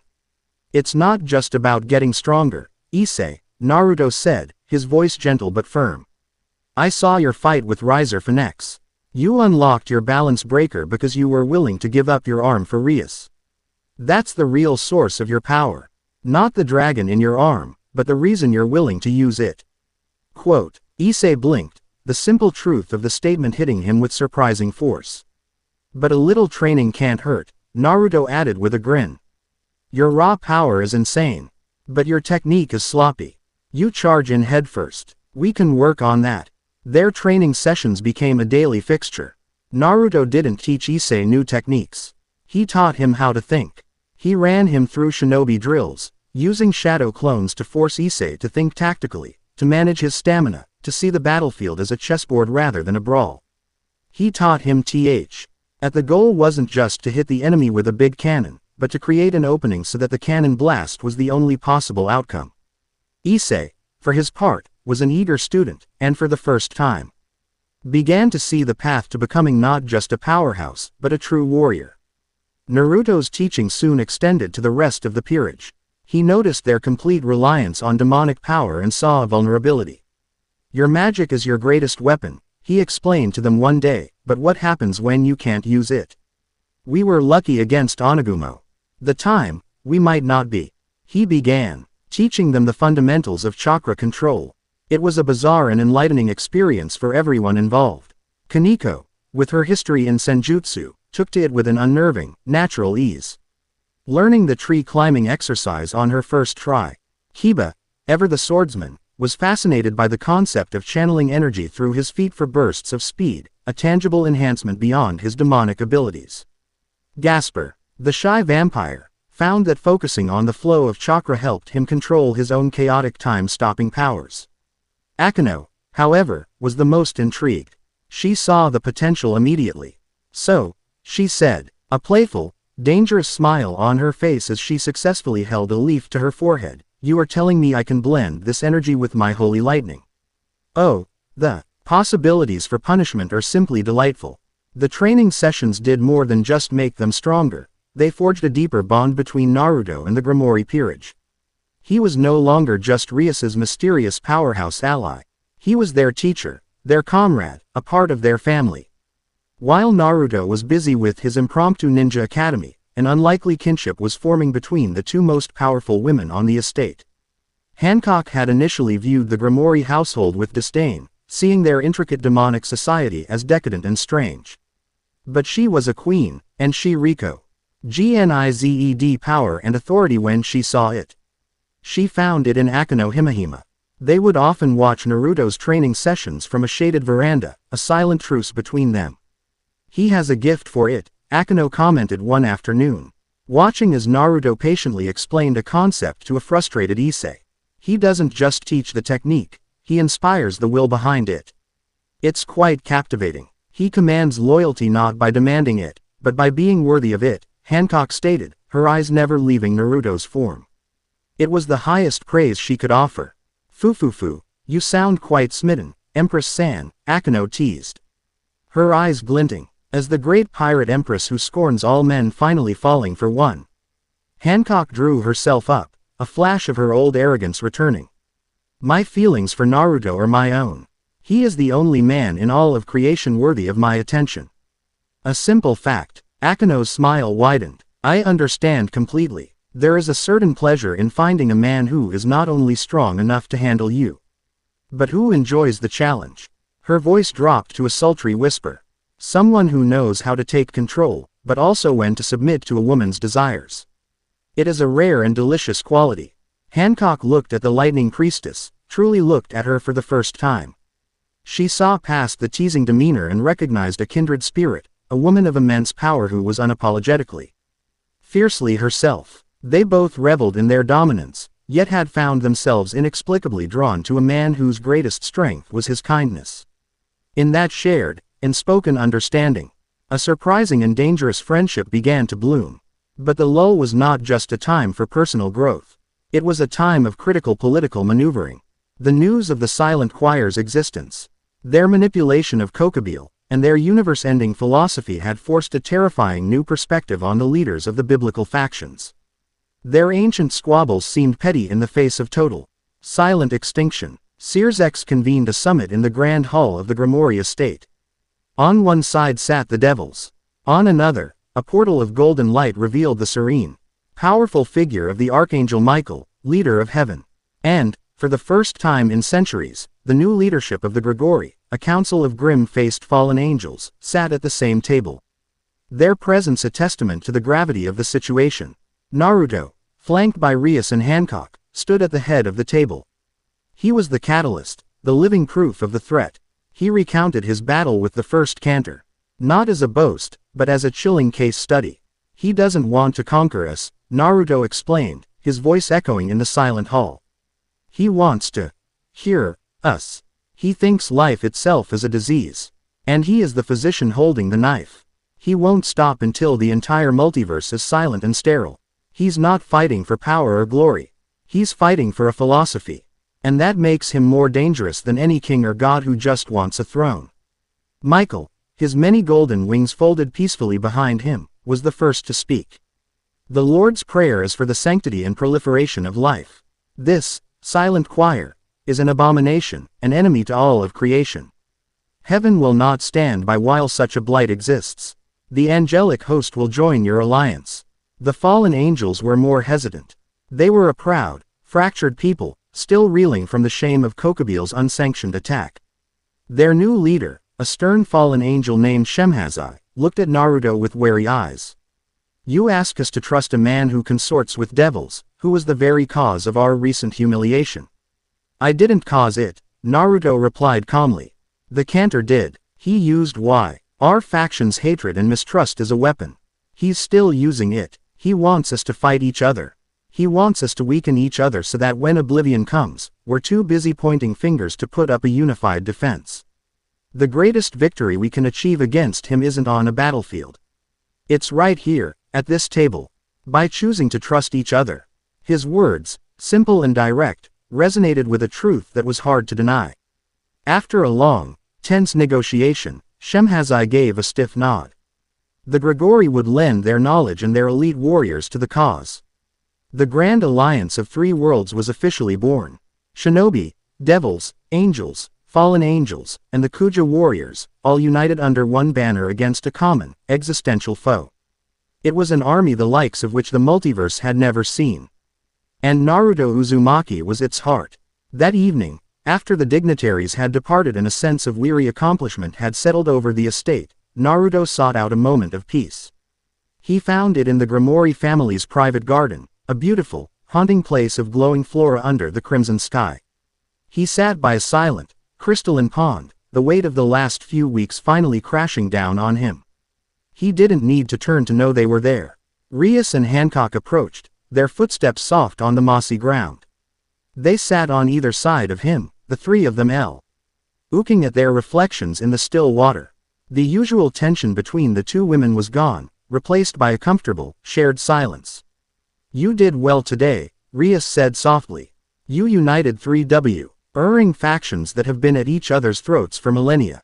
Not even my brother could accomplish that. I just talked, Naruto mumbled, skipping a gray stone across the pond's surface. Talk no jutsu works in any dimension. I guess. It was more than talk, Hancock stated, her voice firm. They did not agree because your words were clever. They agreed because they saw the truth in the one who spoke them. They saw a will that could shatter a dimension. He fell silent, his gaze distant. That cantor. I beat him, but I can't get his words out of my head. What if he's right? What if all this, fighting, hoping, saving a few dozen people, is just making things worse? Just ringing the dinner bell louder. This was the core of his wound, the poison the cantor had left behind. Rias placed a gentle hand on his arm. Naruto. A king must sometimes sacrifice a village to save a kingdom. It is a terrible, cold arithmetic, but it is a truth of leadership. The choice you made, it was the choice of a king who values his people above all else. You chose life, no matter how small. That is not a mistake. It is a definition of who you are. She is right, Hancock added, her hand covering his other one. Her touch was surprisingly warm. I am an empress. If a foreign power threatened my shores, I would sacrifice anything and anyone to protect my people. But your battle is different. You are not fighting for land or titles. You are fighting for the very idea that a life is worth living. When you stood before that creature and its logic of despair, you made the only choice a true ruler could make. You chose hope, and I would follow that choice into the void itself. He looked at them, at the devil princess and the pirate empress, and saw not just allies, but anchors in a storm he hadn't known he was drowning in. They weren't just a source of power, they were his counsel, his confidants. They understood the crushing weight of the crown he now wore, a crown not of a village, but of worlds. "Thank you," he said, his voice thick with an emotion he couldn't name. "Both of you." In the quiet intimacy of the garden, the unspoken feelings that had been simmering between them finally rose to the surface. It wasn't a sudden, dramatic confession, but a quiet, mutual acknowledgement. The bond forged by the Nexus core had been a metaphysical contract, but what had grown around it was something far more real. Respect, admiration, camaraderie, and a deep, fierce affection. They were a family, forged in the crucible of saving worlds. He cared for them both, deeply. And they, in their own vastly different ways, loved him. He leaned back, resting his head against the trunk of a weeping, bioluminescent tree, and for the first time in a long time, felt a sense of peace. The peace was shattered by a flash of yellow light. A shinobi from Konoha's sensory division appeared in a crouch, his face pale and drawn with exhaustion and fear. He was one of the elite scouts Naruto had posted to monitor dimensional fluxes. "Hokage-sama," the shinobi gasped, his voice ragged. "An urgent report. All of our multi-dimensional sensors, and the ones the devils provided, they're going insane." Naruto, Rias, and Hancock were on their feet in an instant, the calm atmosphere vaporized. "What is it?" Naruto demanded. "It's a spike in entropic energy, sir. But it's not a spike, it's a tidal wave. The readings are exponential, growing faster than any of our models predicted." The scout projected a holographic map of the known realities. It was a sea of calm blue, but a rapidly expanding stain of bleeding. Absolute black was consuming it. The slow drain, the herald attacks, that was just the appetizer. "This is the main course. Oblivion is making its move." The shinobi's finger trembled, as he pointed to the epicenter of the black stain, the focal point where all the terrible energy was coalescing. "The focal point, sir, it's the elemental nations. It's home." The storm had arrived. Chapter 8 End. Chapter 9. War for the World Tree. The peace of the Grimoire Garden shattered like glass. The scout's words hung in the air, a death sentence for a world. The focal point is the elemental nations. It's home. For a single, agonizing heartbeat, Naruto Uzumaki was not the anchor of worlds, not the leader of a multi-dimensional alliance. He was a boy from Konoha, and his home was about to be devoured. A tidal wave of pure, visceral terror washed over him, so cold it threatened to freeze his soul. He saw his office, the faces on the mountain, the swing set where his children played. All of it dissolving into the same silent, gray dust he'd witnessed at Specimen Gamma. Then, the moment passed. The terror was consumed by a firestorm of incandescent rage. A cold, absolute fury that burned away all fear, all doubt. Leaving only the crystalline certainty of purpose. He was the Hokage, and the enemy was at his gates. He became a whirlwind of command. "Shikamaru." He barked into the communication device on his wrist. His voice the sharp, cracking whip of a general on the eve of war. "Get me the cage. Full mobilization. This is not a drill. It's condition Omega. Activate every defense seal in the village and get the civilians to the deep shelters. Now." He turned to the others, his eyes blazing with an intensity that made them all take a step back. "Searzex, I need everything you have. Every devil, every peerage that can fight. This is the final battle. No holding back." Hancock, recall the perfume mule and every warrior you can muster. Rias, get your peerage. We're going home. There was no discussion, no debate. The time for that was over. The urgent, absolute authority in his voice was a command that transcended worlds. In heaven, in the underworld, in the floating city of the Grigori. And on the seas of the Grand Line, alarms blared. The Grand Alliance, forged in quiet council rooms and tested in skirmishes, was kicking into high gear. An army drawn from 3 realities was mobilizing for war. "I can open a direct gateway to Konoha," Naruto said, his hands already beginning to glow with the power of the Nexus core. "It's going to be the biggest portal I've ever made. It will be our beachhead." Quote, the war had begun. In the elemental nations, the sky bled. It started without a sound. Across the land of fire, the familiar blue sky began to tear open. These were not portals. They were wounds in reality, jagged, bleeding fissures of gray nothingness that defied geometry. From these wounds, the forces of oblivion poured forth. It was an army, organized and terrifyingly diverse. At the fore were legions of the standard heralds, the silent, man-shaped voids that drained life from all they touched. But behind them came new horrors. Colossal, armored heralds, their bodies like obsidian rock, acted as living siege engines, their fists shattering the earth and leveling forests. Swarms of smaller, faster heralds, no bigger than a kunai, zipped through the air like insects. Their touch a pinprick of absolute erasure.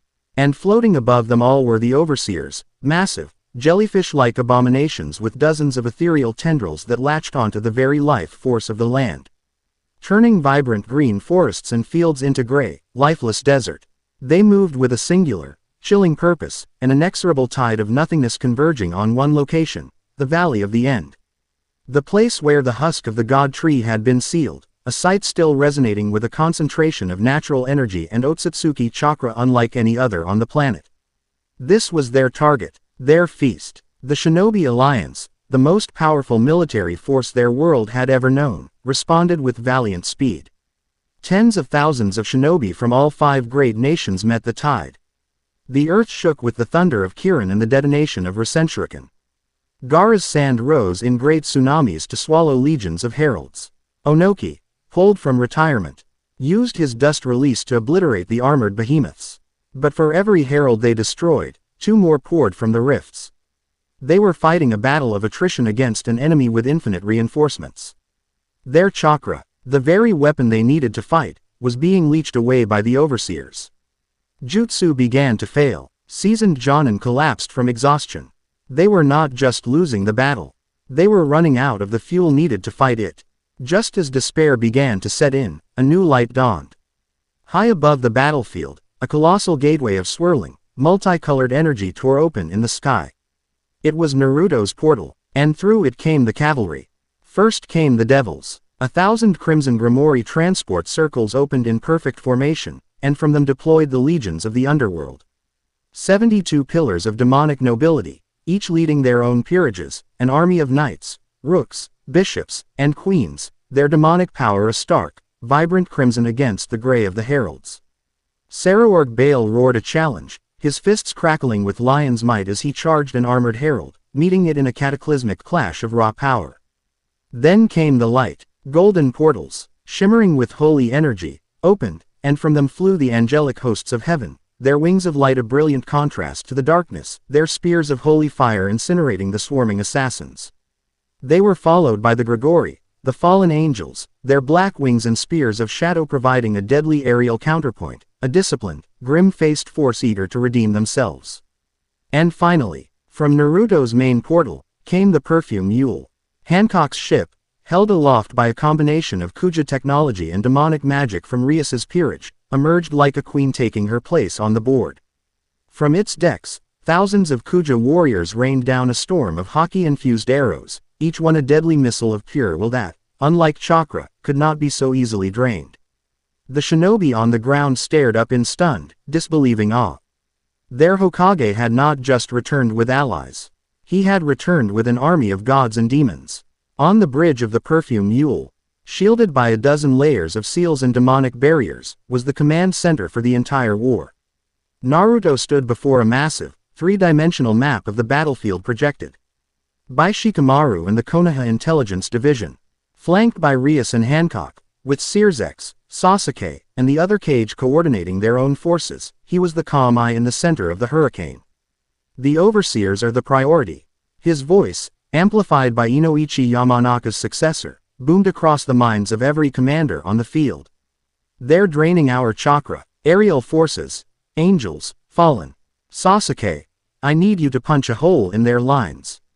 Akeno, you're on point. Give them a storm they won't forget. High above, Sasuke's perfect Susanoo became the tip of the spear.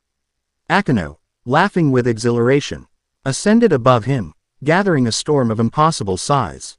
Holy lightning and demonic thunder crackled around her as she unleashed her ultimate attack, a fusion of her 2 natures.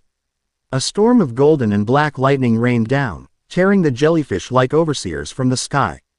Ground forces, Naruto commanded. Devils, your power isn't affected by the drain. You're our front line. Push them back from the god tree's crater. Shinobi, support them. Use taijutsu and sealed weapons. Conserve your ninjutsu until the overseers are cleared. The war was a symphony of beautiful, terrible destruction. Legions of shinobi fought back to back with devil knights. Gaara's sand, infused with holy water from the angels, became a potent weapon against the heralds. Rock Lee, opening the 8th gate, became a green comet of pure physical power, tearing through the armored heralds that even Saraorg struggled against, a stunning display of mortal will against cosmic nothingness. But the enemy was endless. And from the epicenter of the God Tree's crater, something began to rise. It was colossal, a being of solidified oblivion the size of a mountain. Its form was vaguely humanoid, but its head was a swirling vortex of nothingness, and its presence projected an aura of absolute negation so powerful that it warped the very air around it. Life withered in its shadow. Jutsu unraveled before they could even be formed. It was the Prime Herald, the general of Oblivion's army, and its power dwarfed anything they had ever faced. It raised a hand, and a wave of pure nullification washed over a section of the battlefield. An entire legion of sand shinobi and the peerage of a devil noble were not killed, they were simply gone. Erased. A chilling silence fell over the command bridge. Their combined might, the greatest army ever assembled, was nothing more than an insect to be brushed aside by this creature. All forces, Naruto said, his voice grim, concentrate fire on the Prime Herald. It was a futile command. A barrage of Biju bombs, holy fire, and destructive demonic energies slammed into the creature. It was like throwing stones at a black hole. The attacks were simply swallowed, vanishing into its aura of nothingness without a trace. Despair, cold and absolute, began to creep into the hearts of the allied soldiers. They had brought gods to the fight, and it still wasn't enough. It was then that a new fleet arrived. Dozens of ships, sleek and featureless in gray, emerged from silent, tearing portals. The vessels of the silent choir. A wave of panic went through the alliance. Was this the final betrayal? Were they here to finish them off while they were weakened? But the gray ships did not fire on the alliance. Their weapon ports opened, and they unleashed beams of their green, nullifying energy, directly at the heralds of oblivion. The beams did not destroy the heralds, but they caused them to flicker and weaken, disrupting their connection to the void. On the bridge of the perfume mule, a single gray-robed figure materialized. The first cantor. It stood before Naruto, its physical form solid, its presence still radiating a chilling silence. Uzumaki, it stated, its synthesized voice flat, here to say, I told you so. Naruto shot back, his hand crackling with the haki and demonic power he now wielded as a second nature. No, the cantor replied. I am here to correct a flawed calculation. It looked out at the Prime Herald, a being of pure, mindless consumption. My purpose is the preservation of existence through the curation of a great silence. That creature does not preserve. It does not curate. It merely erases. It is a tool of pure entropy, and entropy is an impurity in the equation. A flaw. It turned back to Naruto. If existence is to be silenced, it will be by a conscious, logical choice. By our hand, on our terms. It will not be fed, piece by piece, to this mindless, cosmic parasite. It is an illogical, inefficient end. Sasuke appeared on the bridge, his Rinnegan glowing. What are you proposing? A temporary cessation of hostilities, the cantor said. A truce. My forces will assist you in excising this primary cancer. What comes after, comes after. Quote, the choice fell on Naruto, the supreme commander. Trust the being who had tried to kill him, who had tortured him with an impossible choice, whose ultimate go. Al was the death of everything he held dear. Or refuse, and watch his world be devoured. Rias looked at him, her face a mask of caution. Hancock met his eyes, her expression one of absolute trust in his decision. Sasuke radiated pure, distilled distrust. Naruto looked at the cantor, at the being whose entire philosophy he had shattered. He saw not an enemy, but a broken, tragic thing, clinging to a twisted logic born from the death of its universe. And he saw its new, desperate resolve. It wasn't an offer of friendship. It was an offer of mutual, pragmatic destruction. All right, Naruto said, his voice ringing with authority. We fight together. He turned to his command console. All forces. The Gray Fleet is with us. They have the ability to weaken the heralds. Coordinate with them. Create an opening to the Prime Herald. We're ending this now. The final assault began. The silent choir's ships fired their nullification beams, creating temporary zones where the Prime Herald's oppressive aura was weakened. Into these zones poured the full might of the Alliance. It was a sight of impossible, desperate beauty. The silent choir, the champions of nothingness, were using their power to create a path for the champions of life. Naruto, Rias, and Hancock led the charge personally. They flew towards the Prime Herald, a trio of devastating power. Behind them came Sasuke in his Susanoo, Michael, Shemhazai, and the First Cantor. A vanguard of the most powerful beings from 4 separate realities. They fought their way through the Herald's personal guard, a maelstrom of destruction and will. They reached the base of the mountain-sized creature, but its core, a swirling vortex of pure void, was protected by an impenetrable shell of solidified nothingness. Even their strongest combined attacks could not scratch it. Its energy is too absolute. Searsex's voice yelled in their minds. We cannot break through. They were so close, yet they were powerless. As the Herald prepared to unleash another wave of erasure, the First Cantor moved. It flew directly in front of Naruto, hovering between him and the Herald's core. Uzumaki, its synthesized voice said, and for the first time. It sounded less like a machine and more like a weary, ancient being. Your noise, your illogical, sentimental will, it showed me the flaw in my grand design. But logic still dictates that a control-led demolition is superior to a chaotic collapse. The Cantor's gray robes began to glow, not with the green light of its weapons, but with an intense, internal gray light of pure, concentrated silence. It was overloading its own nullification core, turning itself into a metaphysical bomb. I will create for you one moment of perfect silence. A pocket of absolute nothingness within the void. An equation that cancels itself out. It looked at Naruto. You are the chaotic variable that proves the rule. Do not waste it. Before Naruto could protest, the First Cantor shot forward, a gray meteor of suicidal purpose. It plunged into the Prime Herald's impenetrable shell and detonated. The explosion was not of light, or fire, or sound. It was an explosion of pure, weaponized silence. For a single, breathtaking moment, a perfect sphere of absolute nullification expanded, and the Prime Herald's nigh-invincible defensive aura was completely and utterly erased. The shell protecting its core vanished, revealing the swirling vortex of void within. The Cantor had sacrificed itself. It had proven its change of heart not with words, but with the logical finality of its own self-erasure. An opening, a single moment of vulnerability. Naruto saw it, the grief, the shock, the awe. He channeled it all into power. His body erupted in a golden flame of 6 paths sage mode, infused with the crimson crackle of demonic energy and the black, shimmering coat of Haki. He was no longer just drawing on his bonds, he was a perfect fusion of all 3 realities.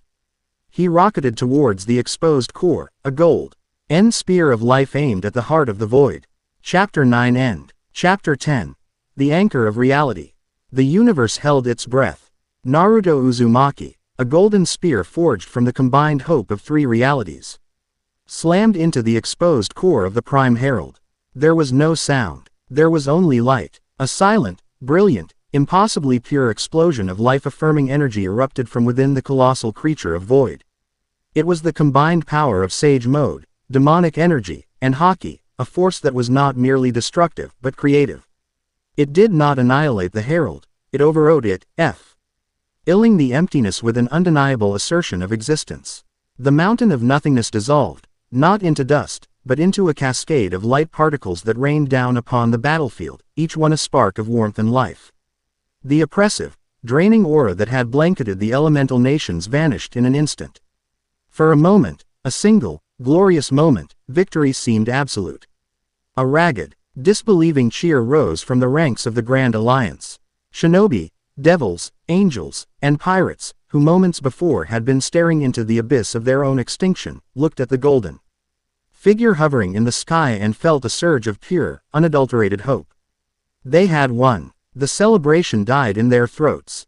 The energy from the Prime Herald's destruction, the brilliant light of their victory, did not dissipate. Instead, it coalesced. It gathered in the sky, forming a beacon of such intensity that it dwarfed the sun. The cracks in reality, the gray wounds from which the heralds had poured, did not heal. They shattered. The entire sky broke like a pane of glass, revealing the raw, terrifying, silent expanse of the void beyond. On the command bridge of the perfume mule, Shikamaru stared at his sensor readings. His face ashen. No, he whispered. It wasn't the main attack. It was the catalyst. The first Cantor's final, desperate gambit had been born from a flawed premise. It had believed that destroying the herald would be a surgical removal of a cancer. But it was wrong. All it had done was bloody the waters, ringing a dinner bell so loud that the master of the house had finally come to the table. From the shattered, empty sky, a form began to descend. It was not a creature of flesh or energy. It was a whole in the shape of a god, an avatar of oblivion itself. It was humanoid, impossibly vast, its silhouette blotting out the stars that weren't there. Its features were a shifting, horrifying vortex of non-existence, and its body was a tapestry woven from the absence of light, color, and space. Its presence did not drain life. It unwrote it. Far to the south, the entire mountain range that bordered the land of fire simply vanished. It did not crumble or explode. One moment it was there. It was not, the land flattening into a perfectly smooth plain as if the mountains had never existed at all. The very concept of them had been erased from the tapestry of reality. This was not an enemy. This was an extinction event. A law of physics that had decided all other laws were now void. The Grand Alliance, to their eternal credit, did not break. Faced with a god of nothingness, they did the only thing they knew how to do: they fought.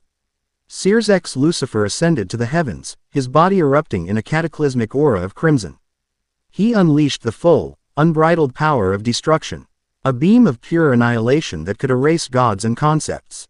It struck the Avatar's chest and was swallowed without a trace, like a drop of rain falling into the ocean. Michael and the angelic host began to sing, a chorus of creation so powerful that the very air began to crystallize into holy constructs. The song of life met the Avatar and was smothered, the harmony turning to a discordant, meaningless hiss before fading into utter silence. The shinobi on the ground, led by the cage, launched their most powerful techniques. A combined, multi-elemental Biju bomb.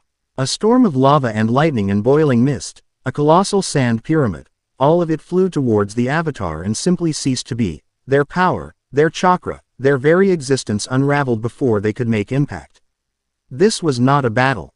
It was a lesson in futility. The Avatar raised a hand, a gesture of cosmic indifference.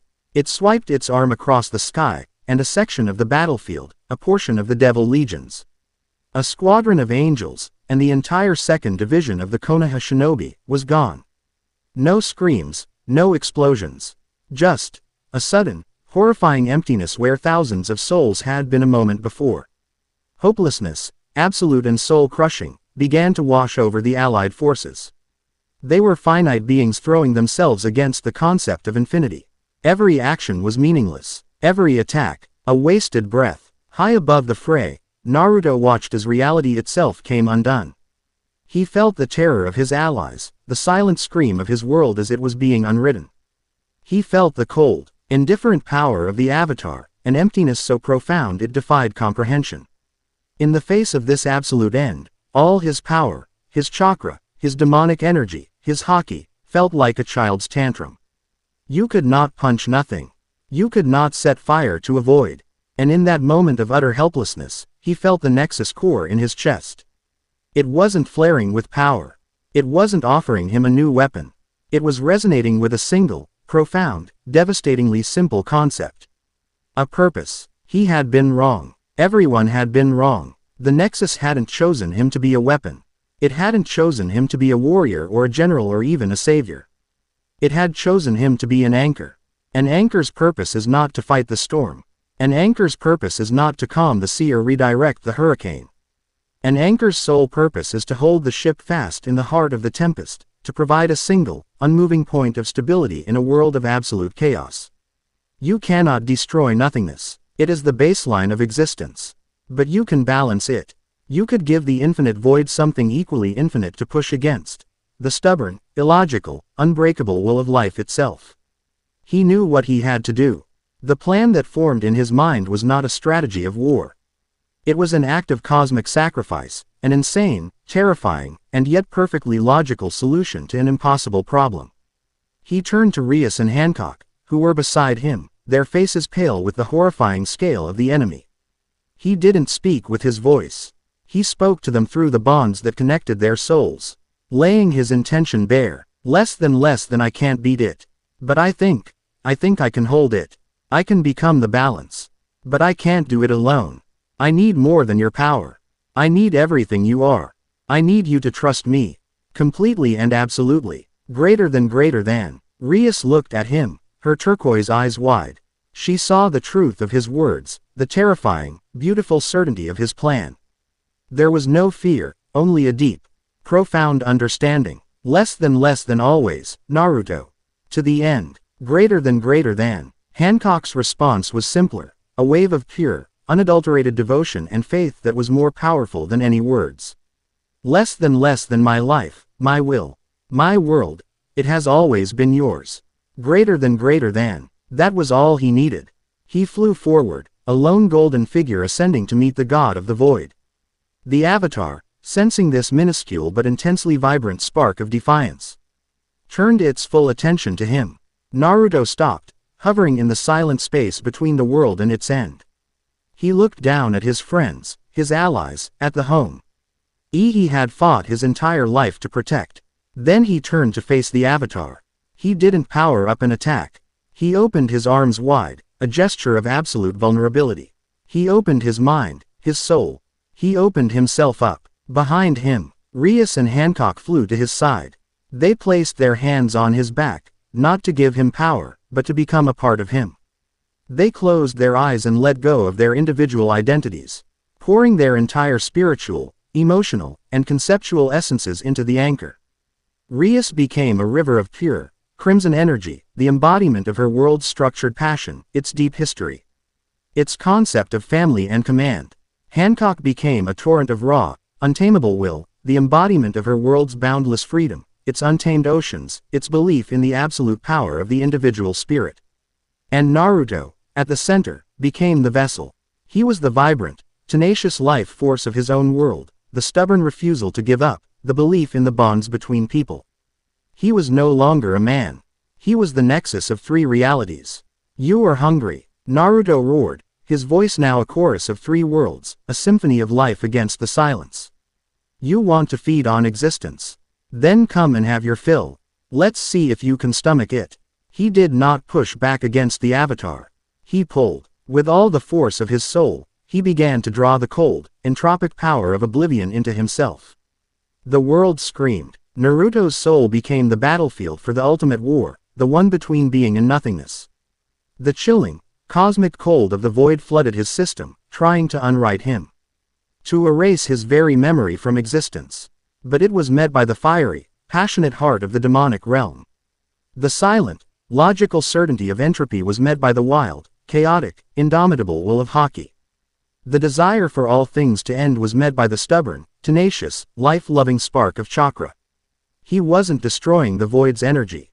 He was containing it. The nexus core in his chest flared into a supernova, not of power, but of function. It became a metaphysical furnace, a crucible that took the two opposing, absolute concepts of reality and began to forge them into something new.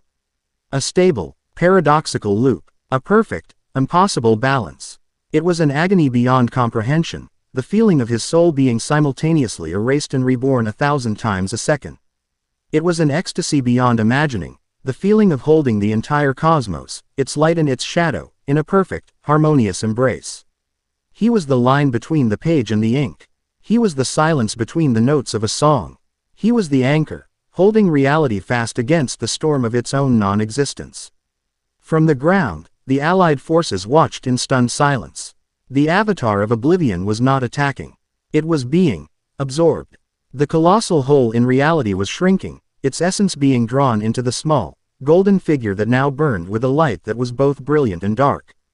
A paradoxical star of twilight and dawn.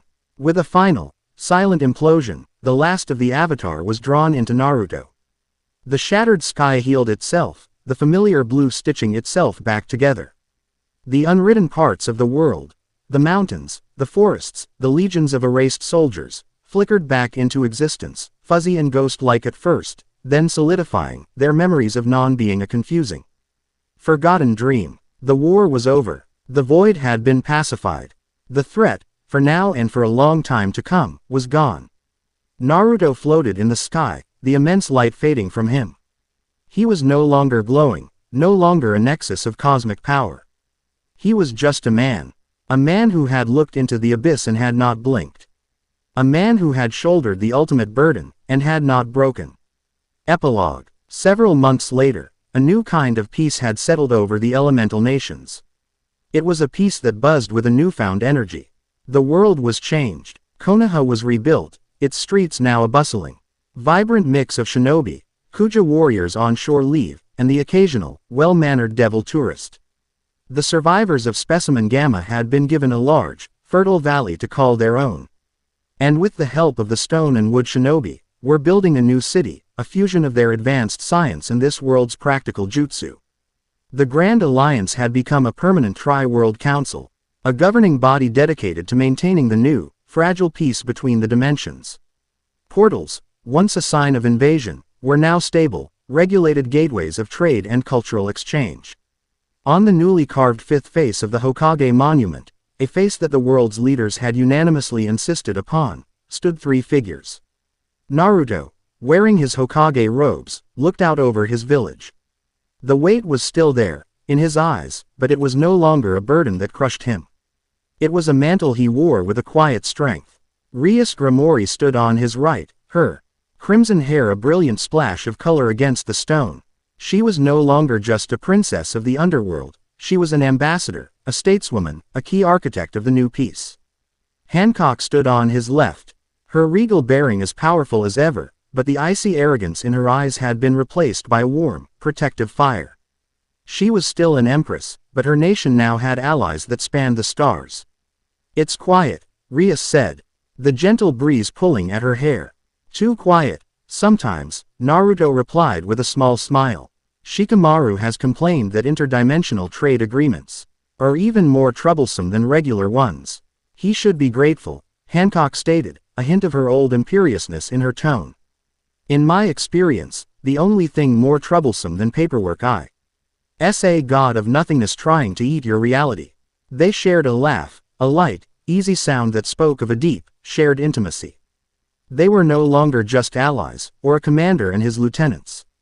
They were a triad, a family bound by the shared memory of holding the cosmos in their hands. The bonds of the Nexus Core had been a contract, but what they had built was a true union of souls.